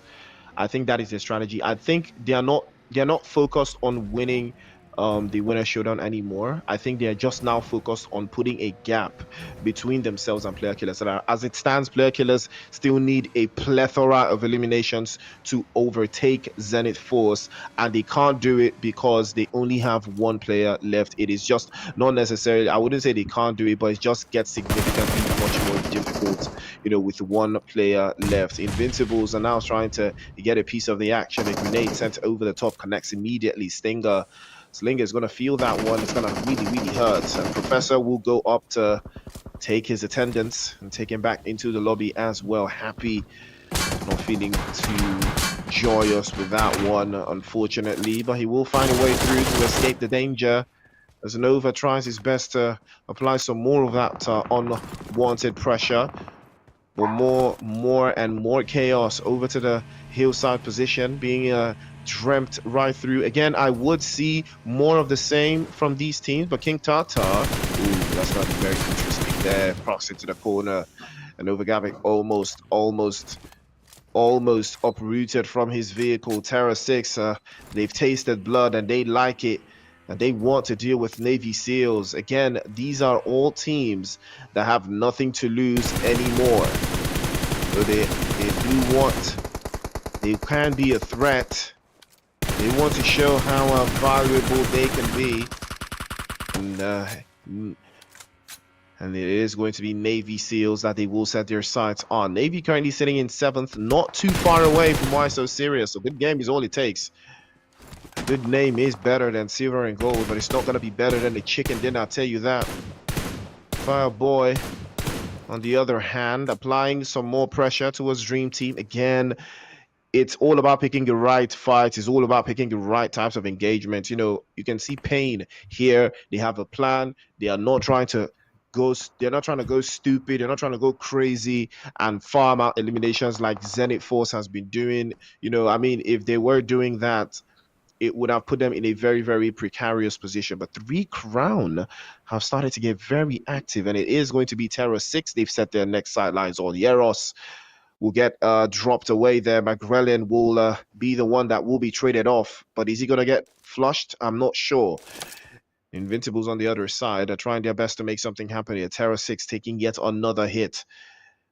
And Sukuna will be on the other side. He can't seem to get the finish. Nexus will plead and plead and plead that McGrellin does not succumb to his injuries. And what a shift we've had deep into the western side. The play zone has drifted inside to where we have the bridge. Dream Team Invincibles, all of them smack dab center of the circle. Neon Rising made the right choice. 3 Crown Esports have the best chance of moving across the bridge. Right now, they can take the blue zone. They can tank that damage and make their way all the way into military base. It's all about the right idea. It's all about the right action. And now, we are going to see what decision they will make, but the best decision for them right now will be to find a way through and get out of here and make their way into military base with the other bridge, calling the way across all the way from the southern side. That would be the best rotation for them. It would pay them off very well. Unfortunately, TERRORSIX have been battered. They've lost 2 players, Yaros and Vanshu. Unfortunately, 3 Crown Esports pinned them inside. The right idea right now would be to make a very solid rotation. And King Tartar has to be very careful. Not careful enough. He's going to get knocked away. And 3 Crown Esports, they want this. And they will take this. And Sukuna's exposed. Quilla had him in the sight line. He made the mistake of exposing his body. He will feel the brunt of that one as 3 Crown Esports will climb that much closer to player killers. They smell it. And Zenith Force might just be in trouble if 3 Crown Esports can make something happen here. Well, player killers have 4 eliminations to the good so far. They are in the 80s. Zenith Force in the 90s as well. McGrellin now wants a piece of the action, and Navy Seals had no idea that 3 Crowns wanted to deal with them. And they started to do so immediately. Reals runs over 7 eliminations to 3 Crown Esports. They've started to dial in. They've started to lock in. We've seen this Nexus again. With big numbers, 3 eliminations so far, but it's not over just yet. There's Negen over to the side. Quilla arrives.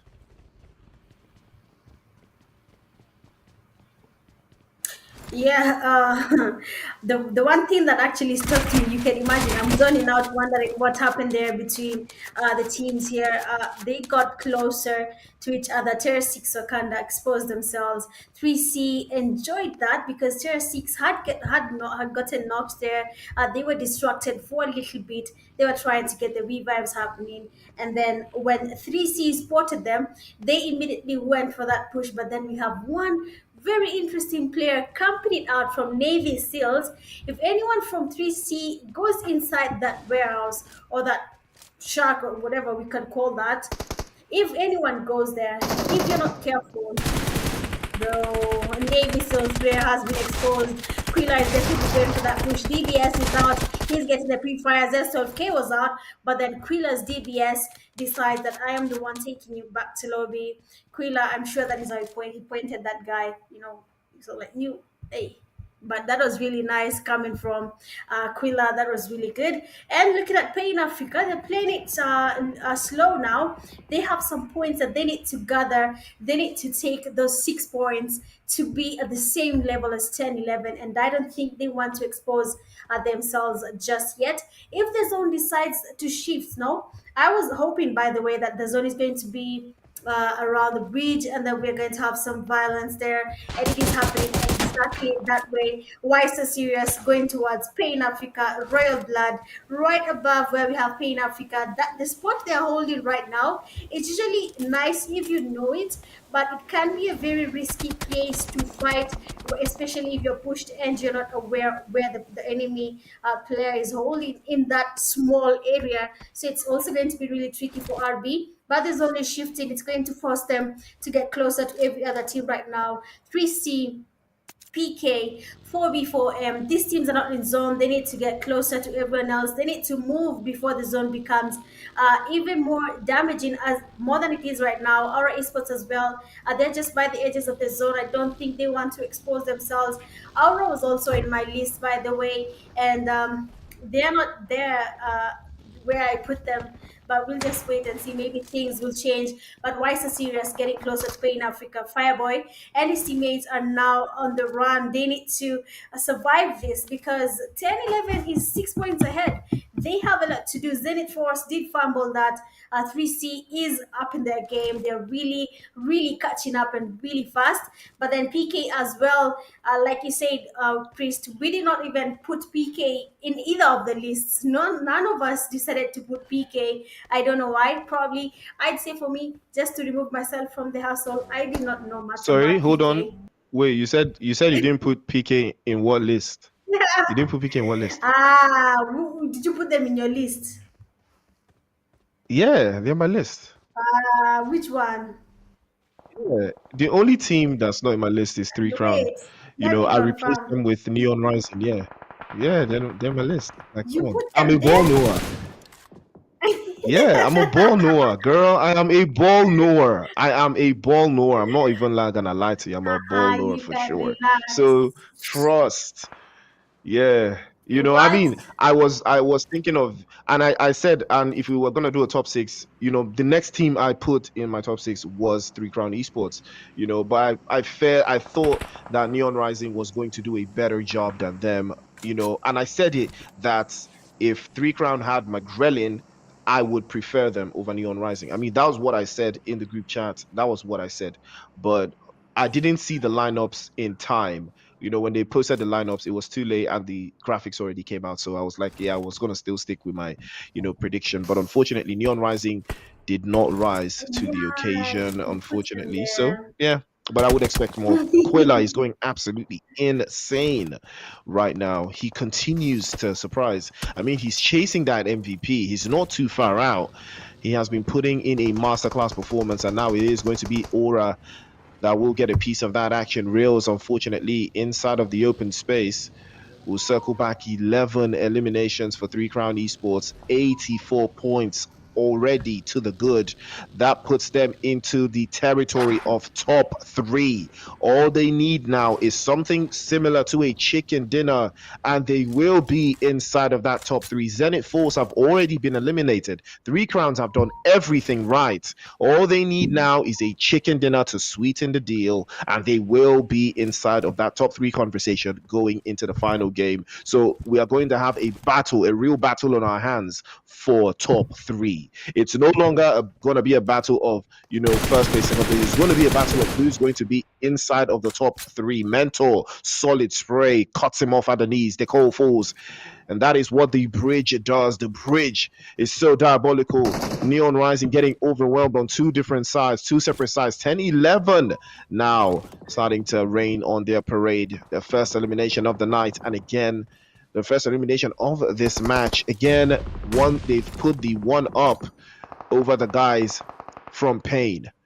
Pain are still yet to secure any points in this game so far. That puts them into an even bigger disadvantage. Mentor continues to apply some more pressure towards Baby. Sightlines over to the top side. Invincibles have been spotted. Mentor feeds the intel to the rest of his team. They are trying to take the bridge away from Neon Rising. They are trying to force their presence on the rest of these teams, but Mentor can't expose himself too much. He will still be at the mercy of the Invincibles over to that top hillside position, so they have to be very, very, very careful with their decision going forwards. Baby is all by himself. He's been caught into a rock and a hard place. Cannot afford to make any mistakes going forward. Three Crown Esports will have to make that play, find a way into the zone. Again, I would have expected them to come through from the bridge on the other side, but it looks like, because of the amount of sheer eliminations they've gotten, they just couldn't go that route, and I respect it. It is not a bad call so far. Dream Team also down to 1. Happy, and I spoke too soon. Baby will be snuffed out, and will be crying wah, wah, wah as he goes back into the lobby. He's not going to like that one.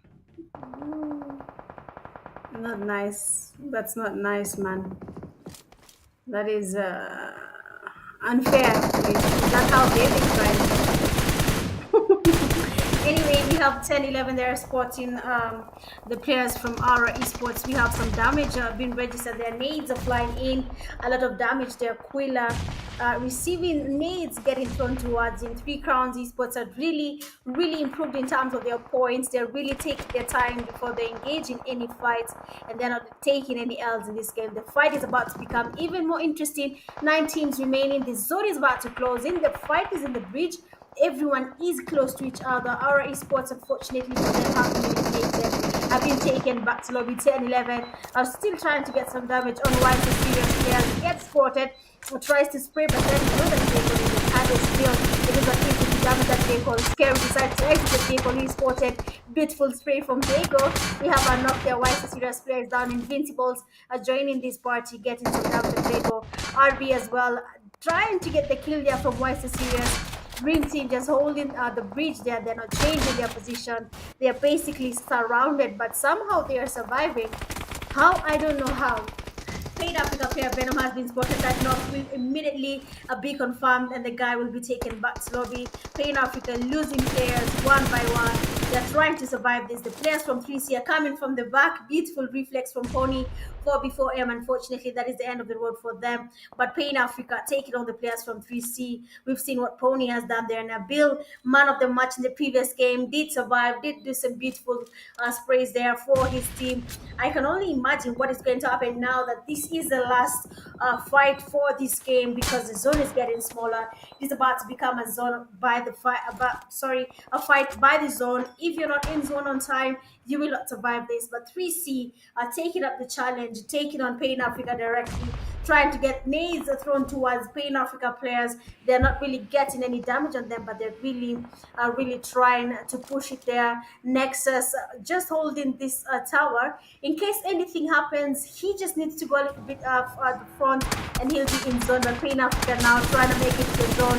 Nabil getting sprayed there. Nexus trying to get some damage on Pain Africa, but the zone is moving. They need to move. Nabil comes right in front of them. 10-11 team. He gets knocked. That knock is definitely be confirmed. 3C getting closer. Pain Africa as well, taking on the players from RB.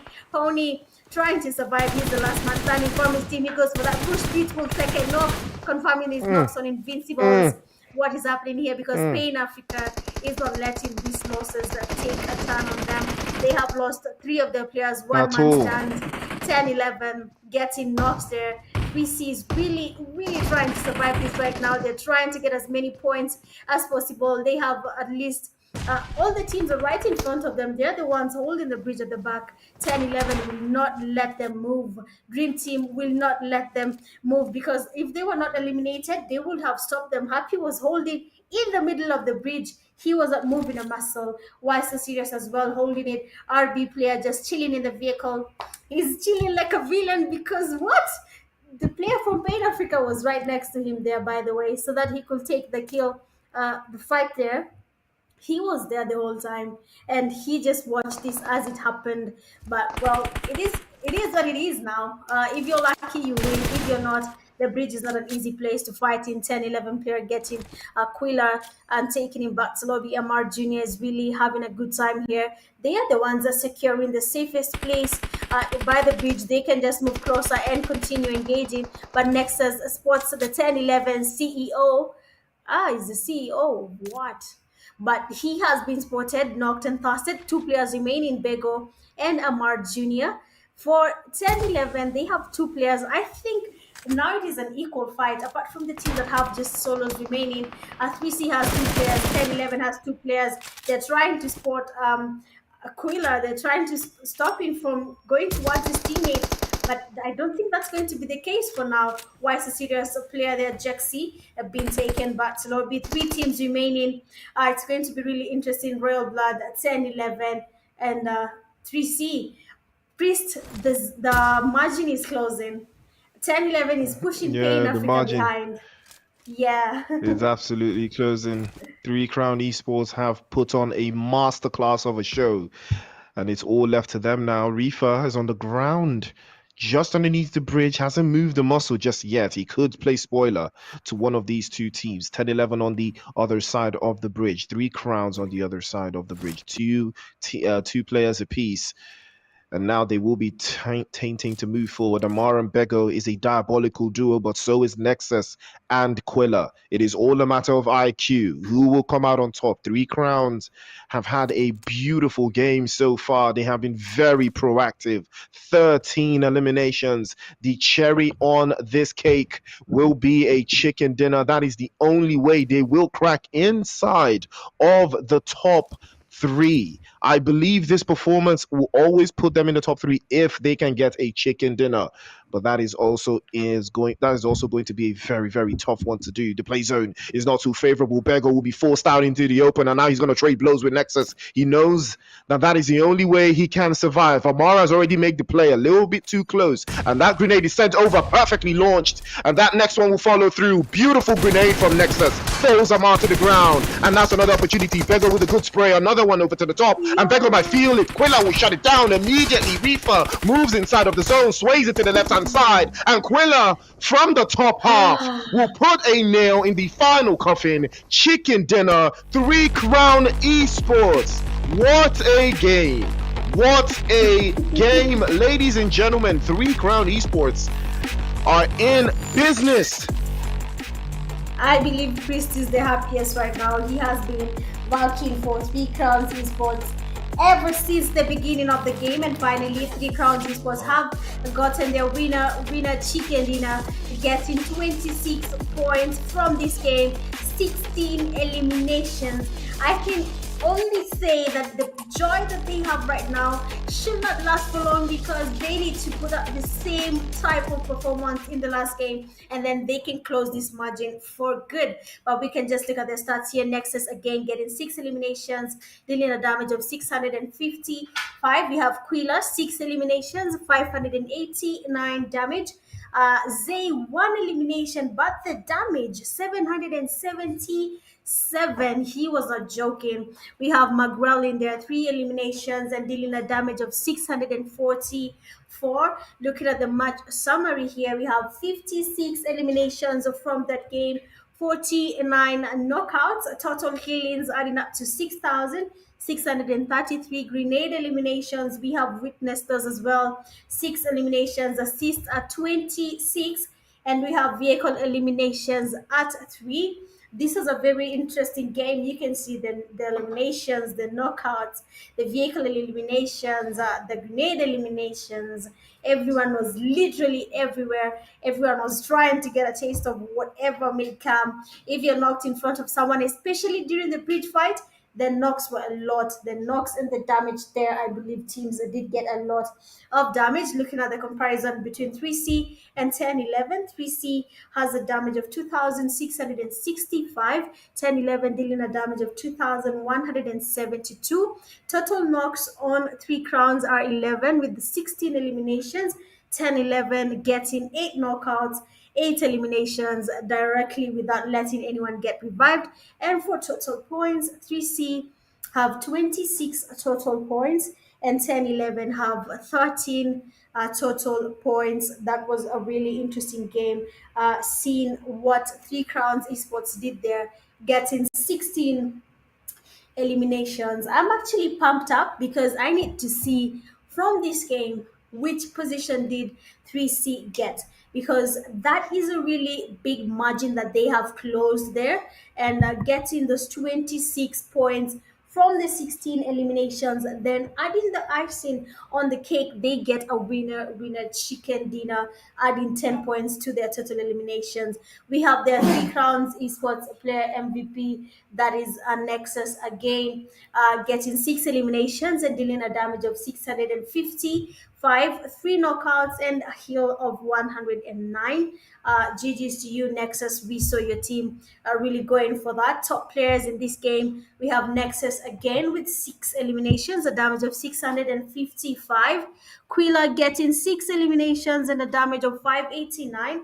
Bego getting 5 eliminations, dealing a damage of 627. Invincibles getting 3 eliminations and a damage of 724. And then we have Magrelin getting 3 eliminations and a damage of 644. Honestly, this game 3C has dominated. To be honest, they have done their best, and we have seen it from the time they started engaging while they were going towards the bridge. They did not disappoint at all. And this match rankings, we have them leading with a total of 26 points.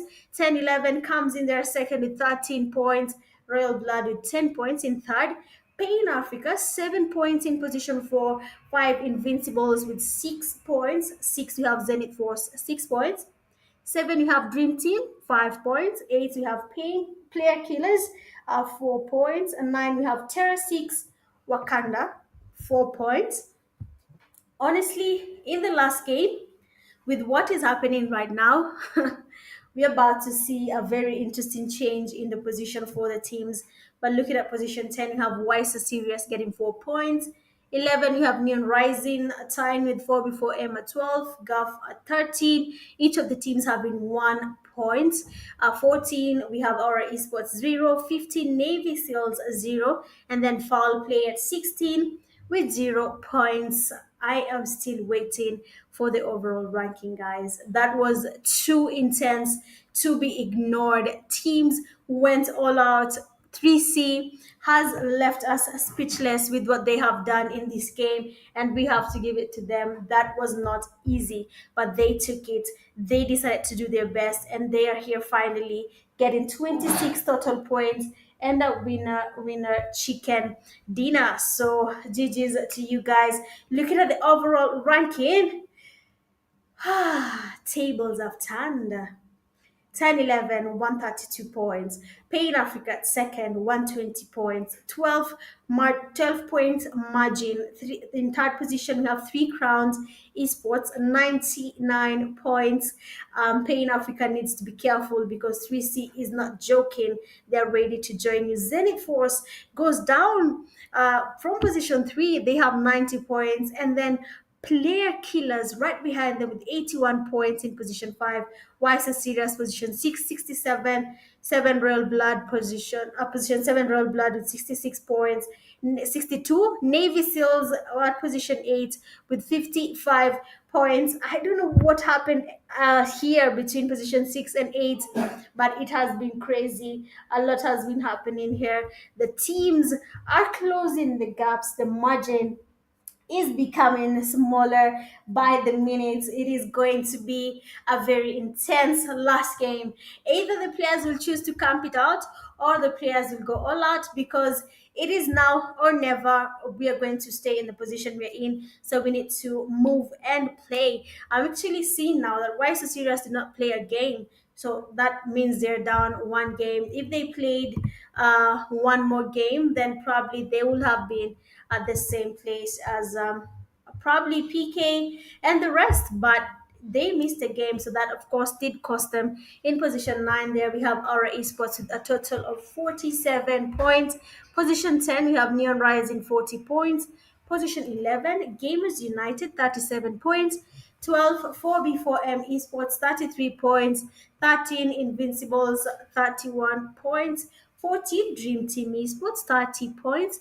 15 TERRORSIX Wakanda 17 points.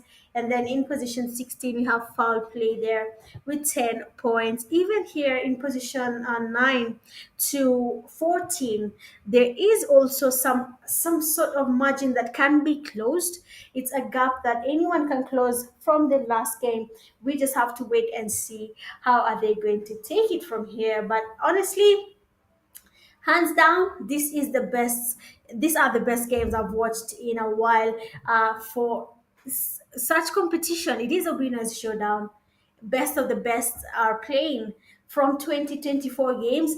They are all gathered here, so it is of course going to be as intense as it has been till now. 1 more game to go. We have watched exactly 3 games. That is game 1 Sunhawk, where we had Zenith Force taking the win.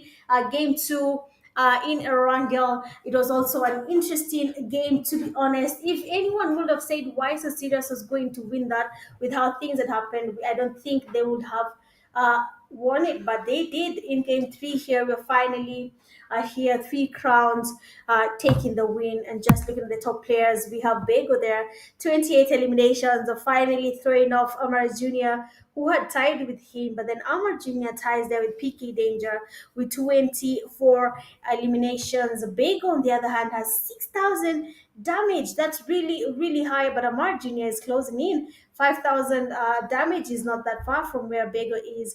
We have Pony there with 24 eliminations, dealing a damage of 4,754. And then we have Quilla, 20 eliminations and a damage of 4,212.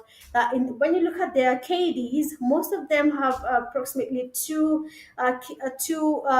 kills per game, 2-3, depends on how the game is, but it has been really interesting for these teams, and we have seen it firsthand that they can actually live up to their name and surprise all of us at the end of the day. So judges to the top players and how they have performed so far. This was definitely expected. We saw it happen, and we are seeing it follow through. They're not disappointing anyone, and we have to put it there that they are not. But which team is dominating so far in the top players? Oh, 10, 11. Pain Africa player Nabil was also there in position 5. But seems like Quilla has taken his spot because Nabil was there with 18, but now it's Quilla with 20. That means Nabil was dropped down there a few kills behind from this game that just happened in the game 3 Rangel. And with just Miramar remaining, I can only hope for the best for this team.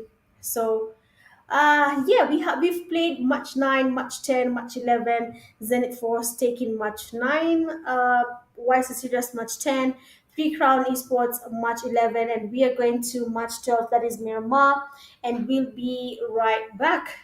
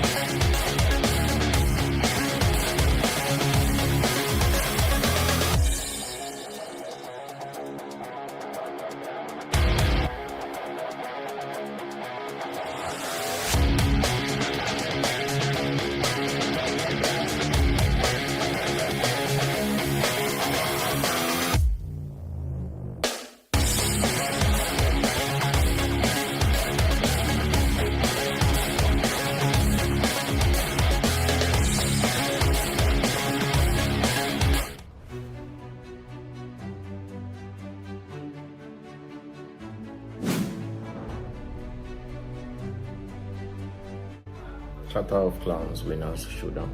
The Clatter of Clans Winners Showdown. Clatter of Clans Winners Showdown. Clatter of Clans Winners Showdown. The Clatter of Clans Winner Showdown. Clatter of Clans Winners Showdown. Clatter of Clans Winners Showdown. Clatter of Clans Winner Showdown. Clatter of Clans Winners Showdown. Clatter of Clans Winners Showdown.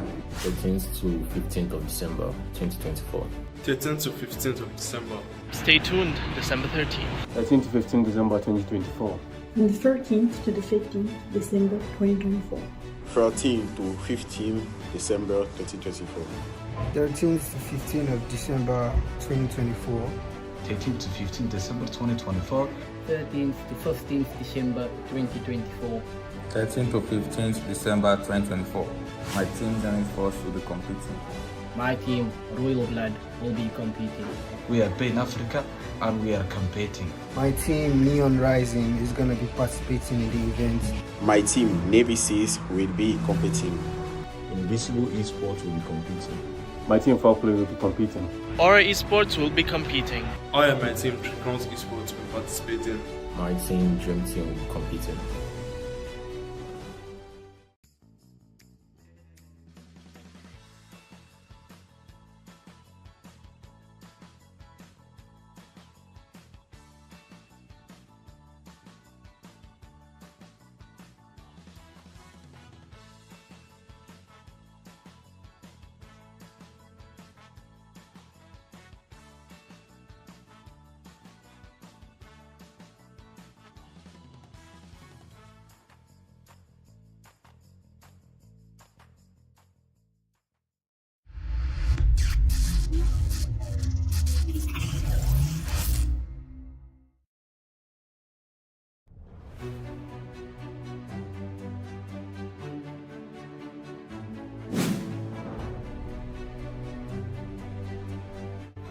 Clatter of Clans Winners Showdown. The Clatter of Clans Winners Showdown. Clatter of Clans Winners Showdown. Clatter of Clans Winners Showdown. The Clatter of Clans Winner Showdown. Clatter of Clans Winner Showdown. Clatter of Clans Winners Showdown. Clatter of Clans Winner Showdown. Clatter of Clans Winners Showdown. Clatter of Clans Winners Showdown. 13th to 15th of December 2024. 13th to 15th of December. Stay tuned December 13th. 13 to 15 December 2024. From the 13th to the 15th December 2024. 13 to 15 December 2024. 13th to 15th of December 2024. 13 to 15 December 2024. 13th to 15th December 2024. 13th to 15th December 2024. My team ZENITH Force will be competing. My team, Royal Blood, will be competing.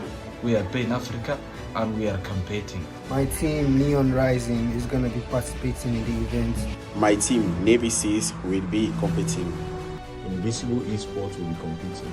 My team FOWLPLAY will be competing. Aura Esports will be competing. I and my team, TERRORSIX Esports, will participate in. My team DREAMTEAM will be competing.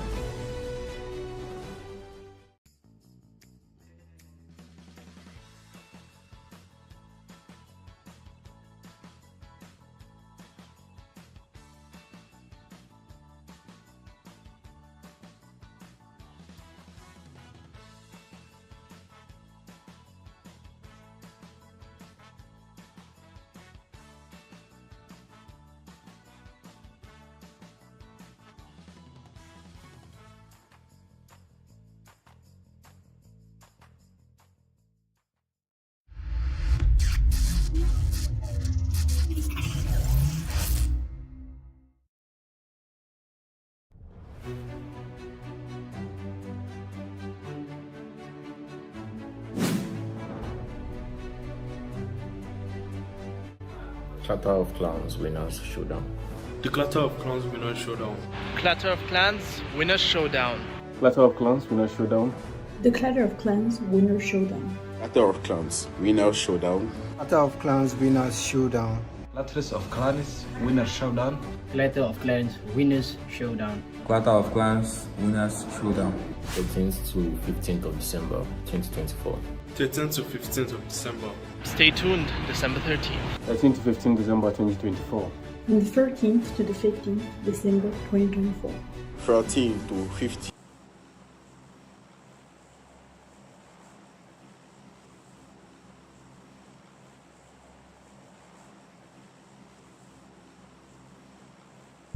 All right, we are back for the last game of the night, and that is Miramar.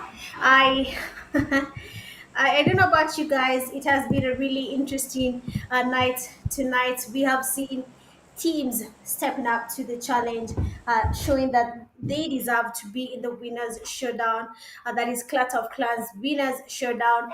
We have seen chicken dinners. We have seen exceptional play from these teams. And now, even as we finish tonight's games, that is in Miramar, looking at the flight path coming from the western side all the way to the northeastern side of Miramar. We're going to have a change in strategy, to be honest. We know how teams behave when they feel like they're losing their scores, when they feel like they've had enough, and now it's just time for us to enjoy the game. So probably some teams will play aggressively and just go directly and then engage in fights without thinking it through. But for some teams, they might just see this as an opportunity to gather up more points for their team. So let's just wait and see what is going to happen tonight. Other than that, if you're enjoying the live stream, as usual, make sure you do the necessary, like the live, share the live stream link, subscribe to the YouTube channel, because this is the Clatter of Clans Winners Showdown, a very intense night, last game of the night. Already a fight is transpiring. DREAMTEAM are getting pushed, the players from Royal Blood, Inferno getting damaged, their pistol is out to play. We are having pistol fights. It is the last game of the night, like I said. Some players will not take it as serious. They'll just enjoy the game and wait for it to come to an end. RB Frost are trying to get closer after his teammate has been knocked and casted. probably trying to get some revenge happening here for his team. But you have seen what the scores are previously. But now that we are not even sure where the teams are going to be at the end of the day, we have Royal Blood engaging in a fight, getting a knock on a Dream Team player Nova. Happy here on the other hand, trying to get closer. Excuse me, he's the only one remaining from his team. He has to survive, okay? It is the last game of the night. They need some points. Even if it is not a chicken dinner, they need some points to enjoy this game. So they need to play as safe as possible and get as many points as possible, to be honest. But probably that is not their strategy. Have a push there. Happy going in. They're getting pushed by RB Cross to get the damage there, but unfortunately, he's outnumbered. And Dream Team have been eliminated. What is happening? Like, I feel like I predicted this that it is happening. Now everyone is just going for those pushing, for those kills. Sorry, player killers going towards a Neon Rising. A second knock there, the beautiful Uzi spray. That is what we love to see. Quicks are watching from afar, trying to get some knocks there. Danger has been knocked at last, trying to get closer. Quicks on the other hand cooks up a nade to get a thirst there on his knock, and of course it's going to be a thirst and GG's. To Quexer, he gets at least a kill for his team.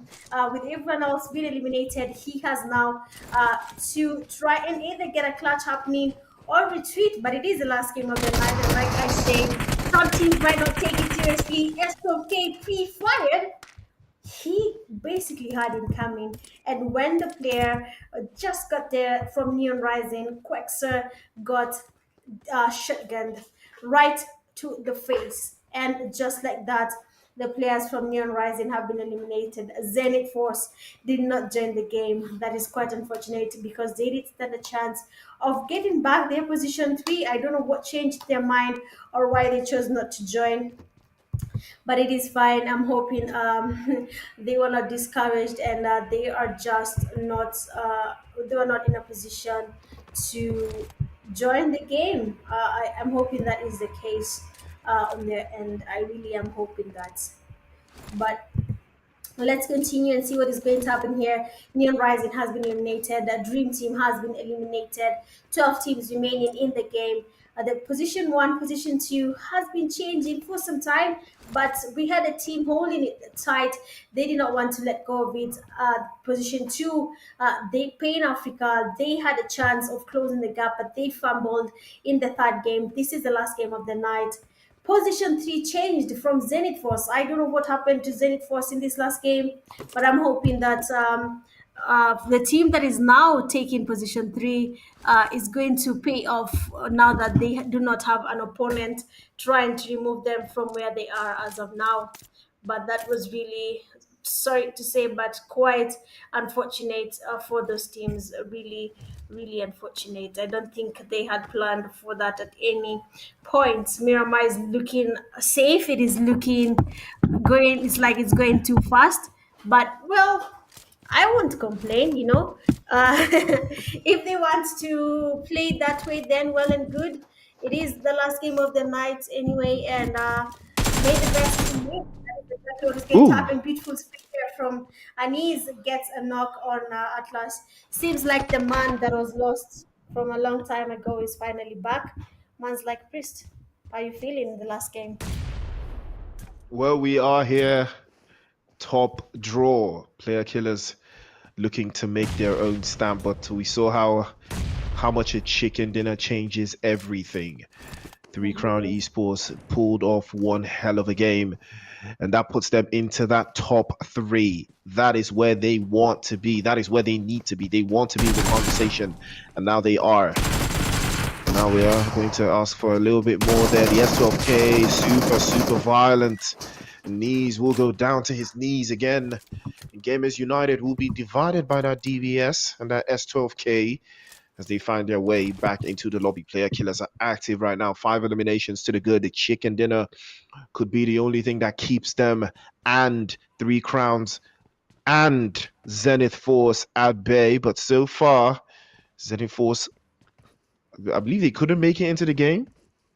Yeah, they didn't join the game. Quite unfortunate. Ooh, yeah.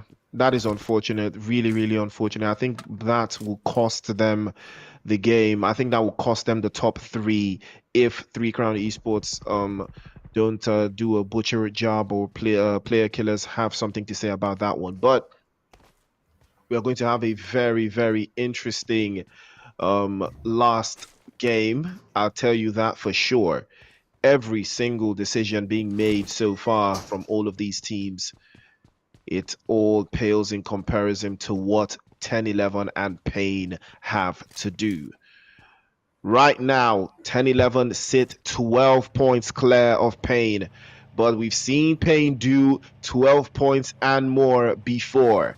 Can they do it again? The best decision, I mean, this is what we talked about. You know, the best decision Pain can make right now is to seek out 10-11 and eliminate them. If they fail to eliminate them, I think they would be fine with a second place finish, because I don't think Three Crown Esports can still catch them, only owing to the sheer number of teams we have in the lobby. But I think that will, you know, if they do eliminate 10-11, I think that puts them in a very, very good position. If they can steal 4 eliminations from 10-11 and then go on to win a chicken dinner, I think they can win the Clatter of Clans Winners Showdown. I think they will be crowned champions, you know, of this tournament. But again, champions make the big plays. 10-11 have been the most consistent team throughout the entirety of this competition. You know, Pain have chicken dinner after chicken dinner after chicken dinner. 10-11 have only one, but even at that, they have been so consistent, you can't even deny what they've been able to do so far. But even at that, Pain will need something crazy. Pain will need over 20 points if they want to topple 10-11 off that high horse. Yo. Let's go. Why are you so scary? But our esports just went for that push on why so serious. I don't know why they chose to do that, but we have a Nate there getting cooked by Too Scary. Trying to get something happening here against Crusader. Our esports is also letting go of their position as of now. They are basically just going for the push there. They just want to get on with the game. They don't want to leave it or lose it. So that might just be an unfortunate event for them, to be honest. But we have a beautiful nade there from Jexy. We have a knock on our and now a push might just take place. Another nade getting cooked. Crusader changing his location just in time before the second nade went in and gets a knock on him. Too Scary preparing himself for that push on the players from our esports. They need these skills if they're trying to get their points up again, but will it be possible? Our esports player Crusader retreating, cooking up a nade. If they're not careful, one nade might eliminate 2 players from Why So Serious. Oh, that was so close. The nade went far away, but if it went inside the building, then probably they would have been knocked by one person. Crusader getting cooked, pushed here by Why So Serious. He's down, he's knocked, and that is it for Crusader from our esports. GG's to you. Crusader. Pain Africa just scouting around. They need to get moving to get as many points as possible if they want to get closer to 10-11. But we've left there. Our esports are still trying to take out the players from Wise So Serious. Points are getting lost. 1 HP Aura gets a knock on Wise Scary. The S12K is out to play and he takes him back to lobby immediately. Wise So Serious, what is happening on your end? Our esports, why are they letting their game go? A nade is getting cooked here by Flo. Do we have a Kobe? Beautiful nade, doesn't get 1 HP Aura at all, but they might be getting that push happening here sooner or later, and he's ready, he's prepared. I have not seen someone play with an SKS for a very long time, but if you can use it, if it works, then go ahead and use it. Maybe he can get a clutch happening here for his team. Just looking at the flight at the zone here, it is about to shift. Teams are not even in the middle of the game. Some teams have already been taken back to lobby. You can see a good amount of teams. 10-11 doing the widest flank you'll ever see in PUBG history. Because why are they that far away from everyone else? Invincible Esports as well. They're very far away from the rest, and they need to get closer to know later. But unfortunately, our esports, that is it for them. They have been eliminated. And now we have just 10 teams remaining. The game is just in the first stage of the zone. We have moved into the second phase, and we have already lost a good amount of teams. 10 teams remaining. That is very little, to be honest, and they need to figure it out. They need to find a way of getting their points up. That means a lot is happening, to be honest. Some people are ready to let go of their position. They have already given up, but some are ready to fight. Three Crowns Esports won the third game. I hope that doesn't get to their head. We've seen that happening to Zenith. They get a chicken dinner. Then the second game, right after that, they fumble their win and they start losing points. But we have player killers getting closer. We might have a fight happening here between Three Crowns and the players from player killers. And the question is, between the two teams, which team is going to win these games? Oh, okay. Well, Yeah. Mhm. everything is going to be very, very, very crucial. This is the best car skin ever.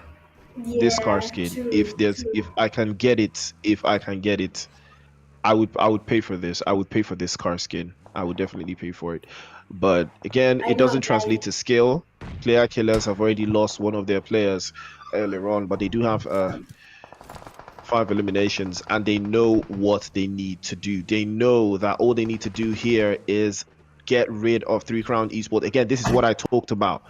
If they eliminate Three Crown Esports, and then it opens a pathway for them to get inside of the top three. Reels has been spotted, but Talas has to be careful. Quilla has a very, very dangerous angle in that position. Nexus gets an angle on Halabi, gets him knocked away, and now Three Crowns can advance.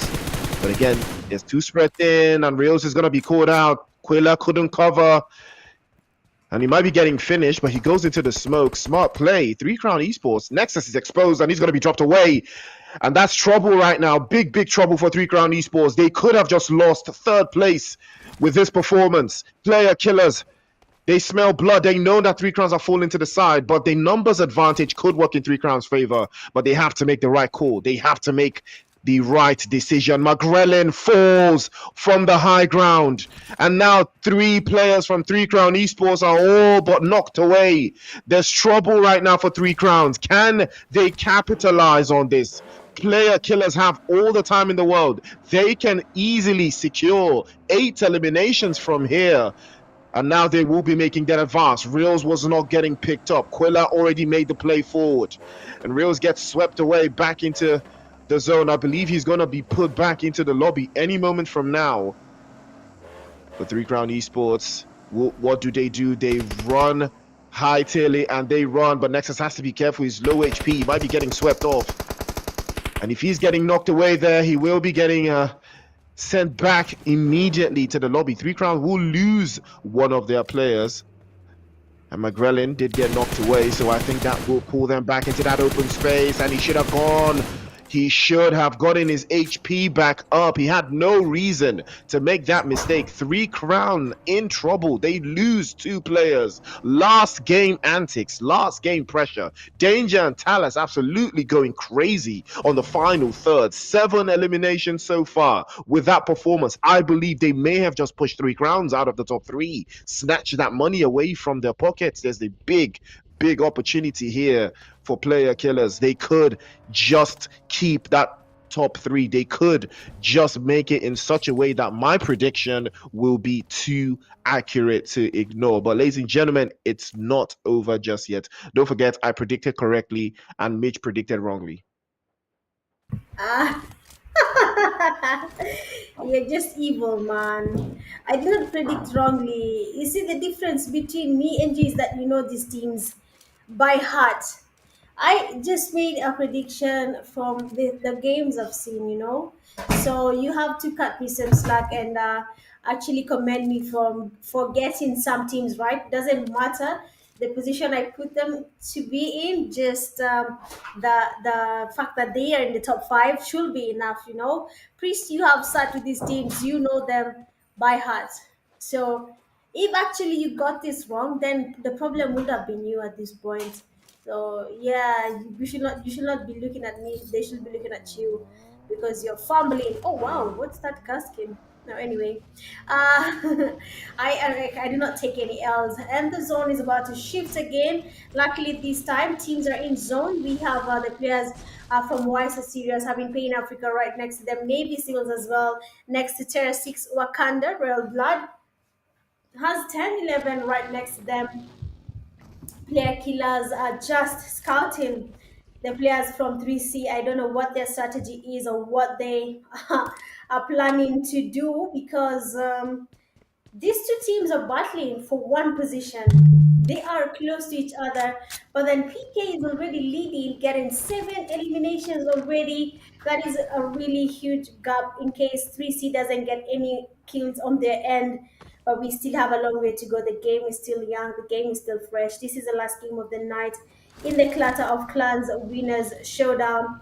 And we're yet to see what is going to happen between these teams here as the game progresses. SO Serious as well is still in the building.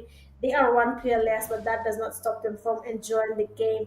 Royal Blood as well, one player down. That is Inferno. He was taken back to lobby by a pistol, but that is because he was surrounded. I don't think he had enough loot then. And his teammate Frost was trying to get close, but by the time he made it there, it was already too late, and his teammate was already taken back to lobby. So that was unfortunate for Inferno. Having 9 teams remaining, zone is about to shift. We are going to see very interesting fights. Miramar is a big map, but then in a competitive setting, it is not as big as it looks. And some teams are taking it slow. 10-11, Pain Africa, they do not want to expose themselves to losing any of their teammates or engaging in any fights. But just like Priest had said, for Pain Africa to close that margin between them and 10-11, then they really need to get their points up, 20 plus points. We've seen this possible. 3 Crowns esports in the last game, they got 26 points. So it is definitely possible for someone to get more than 20 points in a single game, and they just have to have enough kills and get a winner chicken dinner from the game. We just have to see that happen, and then Pain Africa will have moved 10-11 from their slots. For PK and 3C, 3C needs to pull up their game. 2 players remaining. They need to play it as safe as possible. PK right now is engaging in a fight against Navy Seals. This might be a different approach. If anything happens to them, they'll be leaving the spot there for the players from 3C. But let's see what happens here. Already PK is down 2 players. Navy Seals is coming in hard.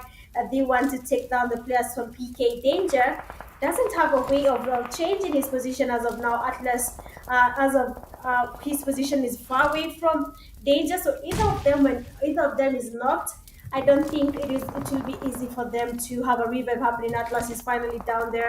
Navy Seals are taking down the players from PK one by one, and it is not looking good for them at all. 3C here enjoying it. They're not engaging in any fights. They're camping it out. If PK is eliminated, the 3C is safe to say they can enjoy position 3 without anyone taking it from them. But it is going to be a really long stretch. PK, they're getting pushed. Beautiful knock. Navy Gen is down. Will he be doing a clutch for us? Navy Seals are able to get their knock there. 10-11 taking on Pain Africa. Priest is finally happening. Nabil has been eliminated. 10-11 CU is also taking a knock there. A lot is definitely this happening is the right moment. now. It is the Yes, moment. Venom catches Bego, of course, as well, and knocks him away. 10-11 will eliminate Pain Africa. And I believe with that, 10-11 will be champions of Clatter of Clans Winners Showdown. Also, in the same breath, Player Killers will also go out in 8th place, allowing for 3 Crown Esports to clutch something from here. But it's not over yet. The top 3 is still changing. Player killers have put on 7 eliminations or 8 eliminations to the good. It is still anyone's game here. 3 Crown Esports had all the time in the world to change everything for themselves, but unfortunately they did lose Nexus, and they did lose I believe it was Magrelin or Reels. I think it was Reels and Nexus, so that is a very, very big blow to them. So they will have to play on as just 2 going into the final third. The play zone is not favorable to them as well. They will have to make an advance. But for right now, Navy SEALs also have an opportunity to get inside of the top 4. A chicken dinner is the only answer. 10-11 might just close the final game with a chicken dinner. And like I said, you know, it's all about taking the risks. It's all about taking the risks.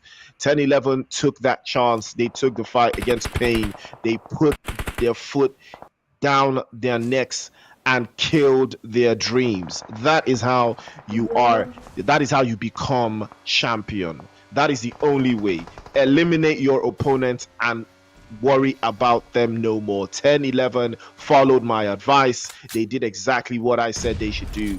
Kill your opponents, destroy their dreams, do not give them an opportunity to see the end of the game. And 10-11 have done just that. Now they can play as comfortable as they like, and this is the type of comfort that will allow them to finish with a chicken dinner, because they know that the only team that has been a threat to them has been eliminated, and not just eliminated by their own hand, eliminated by their own doing. You know that it gives you a different type of energy. It gives you a different type of feeling where you know that you are the one that took it by yourself. You clinched the trophy by your lonesome. Nobody helped you do it. You did everything all by yourself. You eliminated your opposition. You took that chicken dinner all by yourself. There's no feeling better than that. Navy SEALs, on the other hand, trying to deal with TERRORSIX Wakanda. That's a solid grenade, but it's too far out and it doesn't burn through.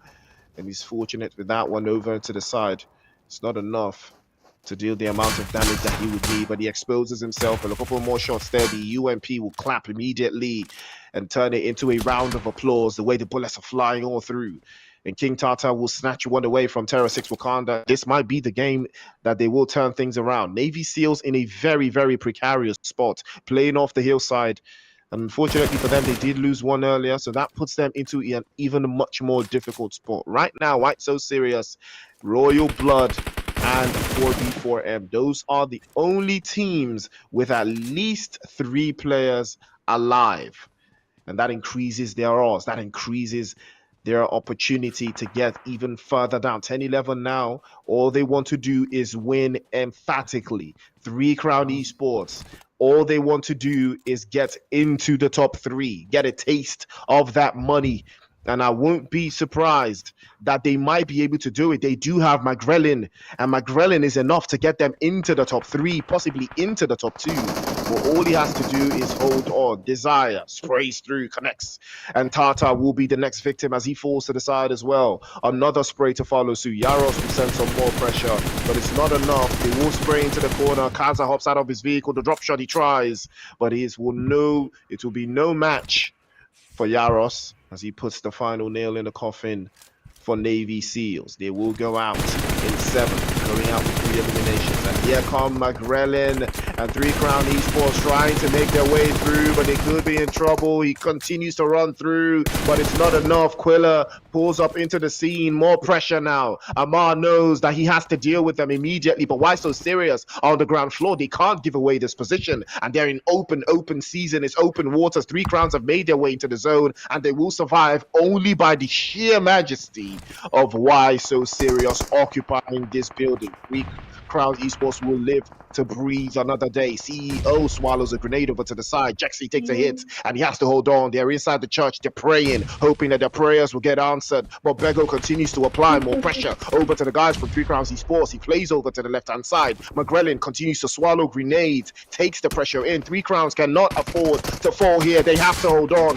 Get inside of that top 3. Arrows continues to hold on into the pressure before B4M. They smell the blood in the water. Benko falls into the corner as well, takes a hit, and another UMP spray into the corner as well. Before B4M, they know that they need to deal with Sukuna, as he's going to be the last one left for TERRORSIX. And Mr. IQ is over to the side as well. Plays into that little corner. Panic plays right hand side. Pays again. Jump shot is good. Sukuna puts him down to his knees, and the play zone is starting to cripple them one after the other, turning them paraplegic. But Sukuna will clutch. Oh, what a finish! TERRORSIX going out with a bang. Sukuna will not be stopped. He will put 4 before him into misery. Top 4 finish. 3 Crown Esports will still hold on. 10-11 have been cut down to 3. CEO was exposed and will be swept away. Why so serious? This could be the game as well that puts them into the top 3. They have been actually lurking. They have been lurking quietly, silently. They're making it happen. And Royal Blood, also one of the teams that has been lurking as well. They have been actually had a fantastic campaign so far. The play zone has shifted even deeper into the graveyard, and now we're going to see where the bodies are buried. Amar pulls up to the scene, and 10-11, their numbers are dwindling because they can't seem to find all the eliminations they need for an emphatic win. It is only a chicken dinner that will suffice. Royal Blood have been super thornful in all the sides of these teams who keep our eyes peeled. But right now, all they have is 4 elimination, and all courtesy of just one man. Quilla, stuck between a rock and a hard place and a church. He has to hope that Why So Serious get eliminated and they will find a way into that top 3. But Too Scary will turn into the boogeyman with a spray over the top, and Mentor will be the next one for 10-11 to fall. And somehow 10-11 got carried away. They've given away that position to Why So Serious. They've taken over the church, but then the play zone is not too favorable. Quilla will have to hold on to the side, and now 3 Crown Esports have all the time in the world to make their play, to find a way into the zone, because they are now in a 2 versus 2 against 10-11. A good use of utilities there, good use of grenades, but they have to make sure that 10-11 cannot be a thorn in their side. They're rotating through, making a play into the left-hand side, trying to find a way into the zone, and here comes Royal Blood. They smell blood. They know that 10-11 have been cut down to just 2. Amar and Bego, that is still a formidable duo. They're creeping up. Amar pulls out the shotgun immediately. It's an S12K, but the S12K is better. He peeps out into the corner. Bego takes his HP all the way down to 40%, and here comes Bego swaying to the right-hand side. Plays again. Bego feints. Left-hand side, that's the first knock, and Bego forcing them into the open space. 2 for 2. Bego might switch, but unfortunately couldn't clutch into the top 3, but somehow Jexy pulls up from behind and snatches it away. Why So Serious? This could be the game that puts them into the top 3. 3 Crown Esports have all the angles, all the positions. They could just snatch it away as well. Somehow, I told you, McGrellin, he puts them into the top 2. McGrellin plays off the right-hand side. Quilla's exposed to the left, but unfortunately, numbers advantage. It's a 3 versus 2. Quilla's alive as well, thrown into the corner. He's inside the zone. He's not trying to give away his position, but if 3 Crowns Esports can take a chicken dinner, that might just put them inside of the top 3, because right now is 3 Crown Esports. It's Why So Serious, and it's also player killers. All of these teams smell top 3 finish, smell having their names etched in glory. Scary, flow, up top half, and he might be getting knocked away. Could be trouble in paradise. McGrellin sprays up to the roof side, doesn't connect the shots just enough as he would like, plays off the right-hand side, an open space for 3 Crown Esports to reconvene. Quilla hasn't moved a muscle, hasn't moved an inch. He's trying to lay low. He's not trying to give away his position just yet. He does have a little bit of play zone to work with, but can it work for him? Jexy crawling slowly. He knows, but he's not aware. He doesn't know where Quilla is. And the moment he lets that grenade fly, Quilla will know where he is. Quilla's already aware. If Jexy peeks out, he's gonna get cooked. And Quilla has all the ingredients inside of the kitchen. Quilla is going to turn this all around, and he does. The spray is good. It connects immediately. Why So Serious in trouble? Quilla goes 2 for 2. Foe will be the next one to go down. And Scary, is it too scary enough? Can he be the one that makes it happen? But no, they smell blood. 3 Crown Esports know exactly what they need to do. Another open position again. Quilla plays off the right-hand side. McGrellin is already on the roof. 3 Crown Esports, can they catch inside the top 3? They know what time it is. Another 80. No, 3 Crown have just done it. Wow, winner, chicken Dina, I cannot believe I watched throughout the game, man. I sat quietly in shock because what is that second winner chicken dinner, 3 Crowns Esports, bagged 14 points from that game just from the winner chicken dinner. They have just changed their fate. We're yet to see what has happened there. We're going to wait and see. Probably it's going to be a little bit different. We do not know about that, but congratulations to you, 3 Crowns Esports, for the win there in the last game of the night in the Clatter of Clans Winners Showdown. Next is a game here having 0 eliminations, 151 damage. Quila having 2 eliminations, dealing a damage of 232. Zay getting 0 eliminations and a damage of 41. But we have McGrell there getting the kills and the good amount of damage around him, 400 damage. For his team, we have 43 eliminations, 46 knockouts in this game. Total healings at 4,735. Grenade eliminations at 321 assists and 0 vehicle eliminations. That was a really interesting game, especially when the teams now knew their fate just from the fights they have been able to witness from the teams that they saw getting eliminated in the kill feed. I believe that is where all the fuel came from. I think that is what made 10-11 decide that Pain Africa is out of the run.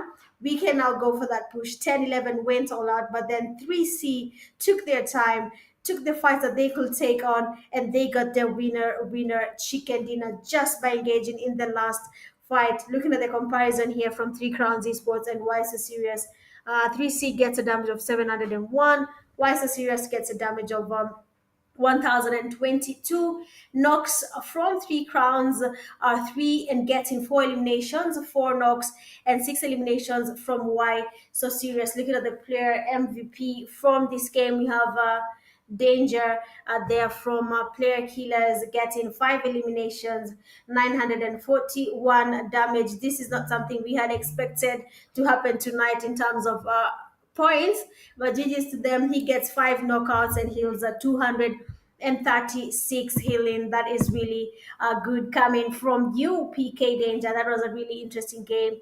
We definitely enjoyed it here. Watching PK, we thought they were going to survive even longer and get their points, but that did not happen. They got eliminated. We then saw 3C taking their chance after that. Looking at the top players, we have PK Danger, 5 eliminations, 941 damage. Rifa getting 5 eliminations, dealing a damage of 807. Bego, 4 eliminations, 614 damage. Atlas at position 4, 3 eliminations, 500 damage. And then 2 Scary there with 3 eliminations and dealing a damage of 353. This game, honestly, I think that this is the best apart from the previous third game. But looking at the total match rankings from the last game of the night, we have 3 Crowns Esports getting 14 total points, while the Serious coming second there with 12 points. Third, we have Royal Blood with 11, 10-11 fourth with 10 points. 5 Player Killers with 9 points. 6 we have TERRORSIX Wakanda, 7 points. 7 4B4M, 5 points. 8 we have Navy Seals, 4 points. Neon Rising, 1 point. I don't know what happened to Neon Rising, but they had a chance of closing things, the gap there, but somehow they fumbled it, and it does happen. But it also is quite unfortunate that from this game they only got 1 point in total. So it's really, really interesting. Priest. Yes. Ooh, wow. Wow, what a finish. What an absolute banger of a finish. It was an intense game and I loved every single minute of it. Ladies and gentlemen, winners showdown action down to the wire. It was a beautiful performance coming through. We saw so much chaos in this final game. Some teams didn't show up, and for that reason this game played out the exact same way it was. And what did I say? McGrellin, oh, he is so good with the zone. I knew that as long as he was the one alive, he was going to keep them alive even into the final third. They made the right rotation. That decision that they made not to push onto 10-11, earlier on because of why So Serious is what got them the game. They made everything right onto the final third. And ladies and gentlemen, your MVP, 32 eliminations. There go. MVP 2024 Clatter of Clans Winners Showdown.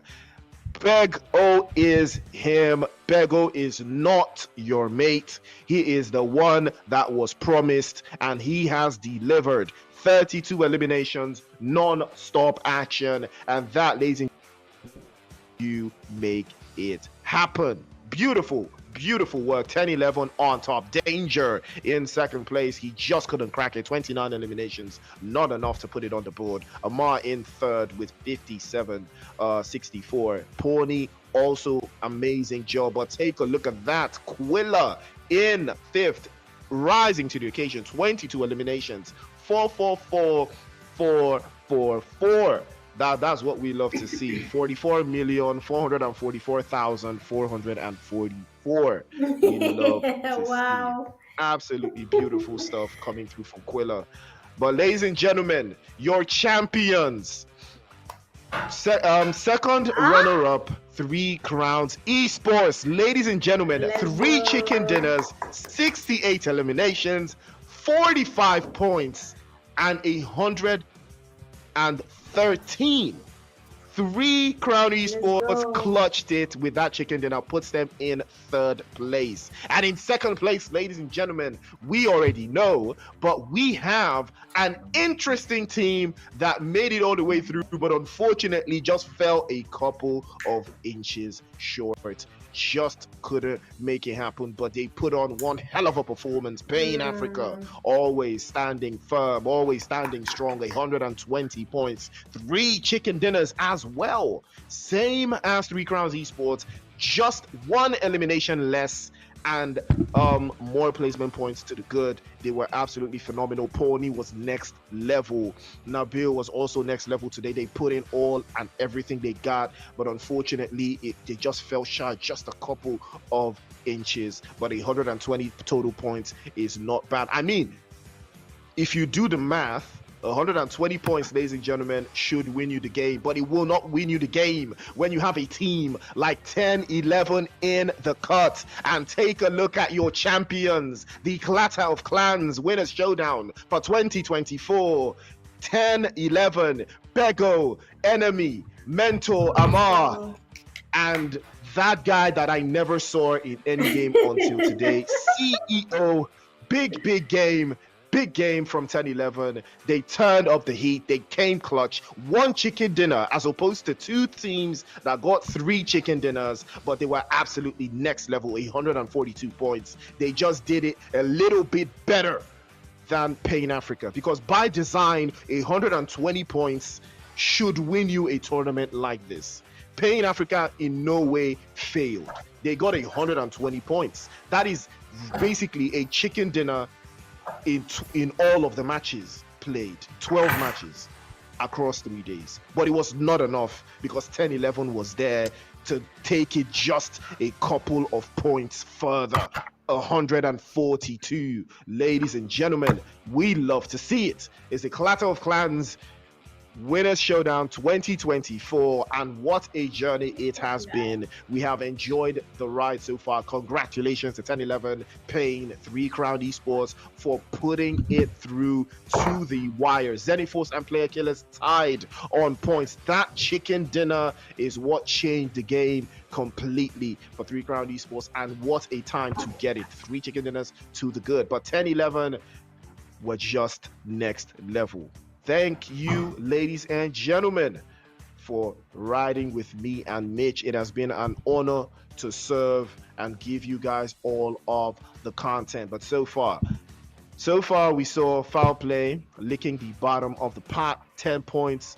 TERRORSIX Wakanda, 24 to the good. Invincibles, I expected so much more from them, but unfortunately the lobby was just too difficult. Aura Esports looked like they wanted to do something, but they fell apart as well. Neon Rising, on the other hand, I expected them to be my top 5, I'm not gonna lie to you, but unfortunately, they just couldn't make it happen. 4B4M, GUF, Dream Team. Ooh, could have been so much better. Could have been so much better. But it is what it is. So, ladies and gentlemen, thank you for tuning in. My power just went out. Production has been dragging this on, and now my power has gone out. So, you know, it is what it is. But I still got a couple of juice, but I can't see the display anymore. So, it is what it is. So I don't even know if my camera is on right now. I don't know if you guys can see it, but I can't see We can anything see on the display. you. But We still, I'm can still see you, sir. yeah, but still on still. Yeah, my camera is still on. My camera is still on. So yeah, you can see me, but I can't see anything on the display because my power is out. So it is what it is. But it is what it is. Ladies and gentlemen, production is making me blush right here. I shouldn't be blushing, but production is making me blush in the background. You have no idea what they're saying in my ears. But big shout out to Wiser, big shout out to 1080, big shout out to Unsullied Army, big shout out to Mitch and all of us here from the studio. Big shout out to everybody. It has been an amazing journey. 12 hot matches, and Mitch has been here giving us the vibe as usual. Big shout out to her as well. She has been absolutely amazing. And we'll be seeing you guys at the next Clatter of Clans. Don't forget to register. Head over to Unsullied Army, follow, like, subscribe, and we hope you enjoyed all of the content. Thank you guys so much. We'll see you at the next one. Peace.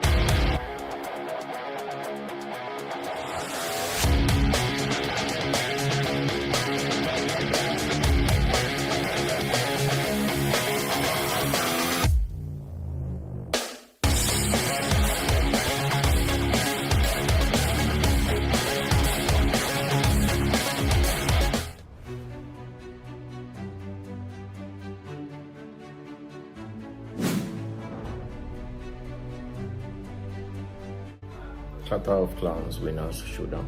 The Clatter of Clans Winners Showdown. Clatter of Clans Winners Showdown. Clatter of Clans Winner Showdown. The Clatter of Clans Winner Showdown. Clatter of Clans Winners Showdown. Clatter of Clans Winners Showdown.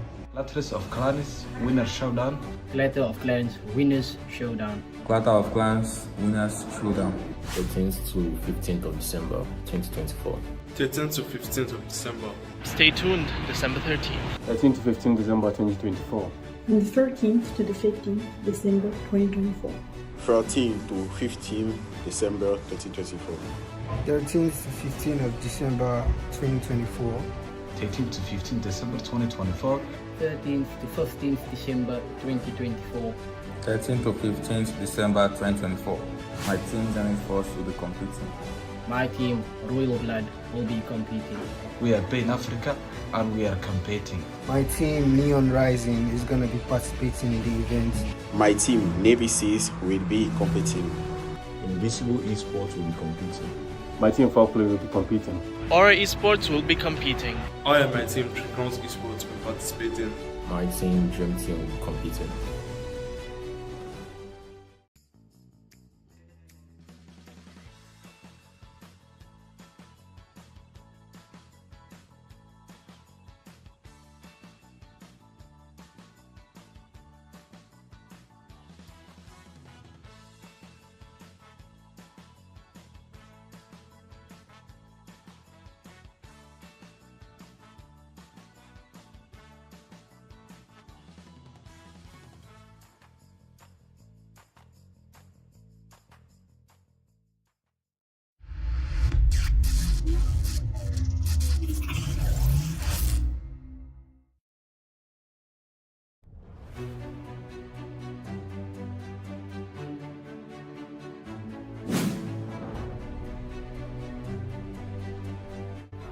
Clatter of Clans Winners Showdown. The Clatter of Clans Winners Showdown. Clatter of Clans Winners Showdown. Clatter of Clans Winners Showdown. The Clatter of Clans Winner Showdown. Clatter of Clans Winner Showdown. Clatter of Clans Winners Showdown. Clatter of Clans Winner Showdown. Clatter of Clans Winners Showdown. Clatter of Clans Winners Showdown. 13th to 15th of December 2024. 13th to 15th of December. Stay tuned December 13th. 13 to 15 December 2024. From the 13th to the 15th December 2024. 13 to 15 December 2024. 13th to 15th of December 2024. 13 to 15 December 2024. 13th to 15th December 2024. 13th to 15th December 2024. My team ZENITH Force will be competing. My team, Royal Blood, will be competing. We are paid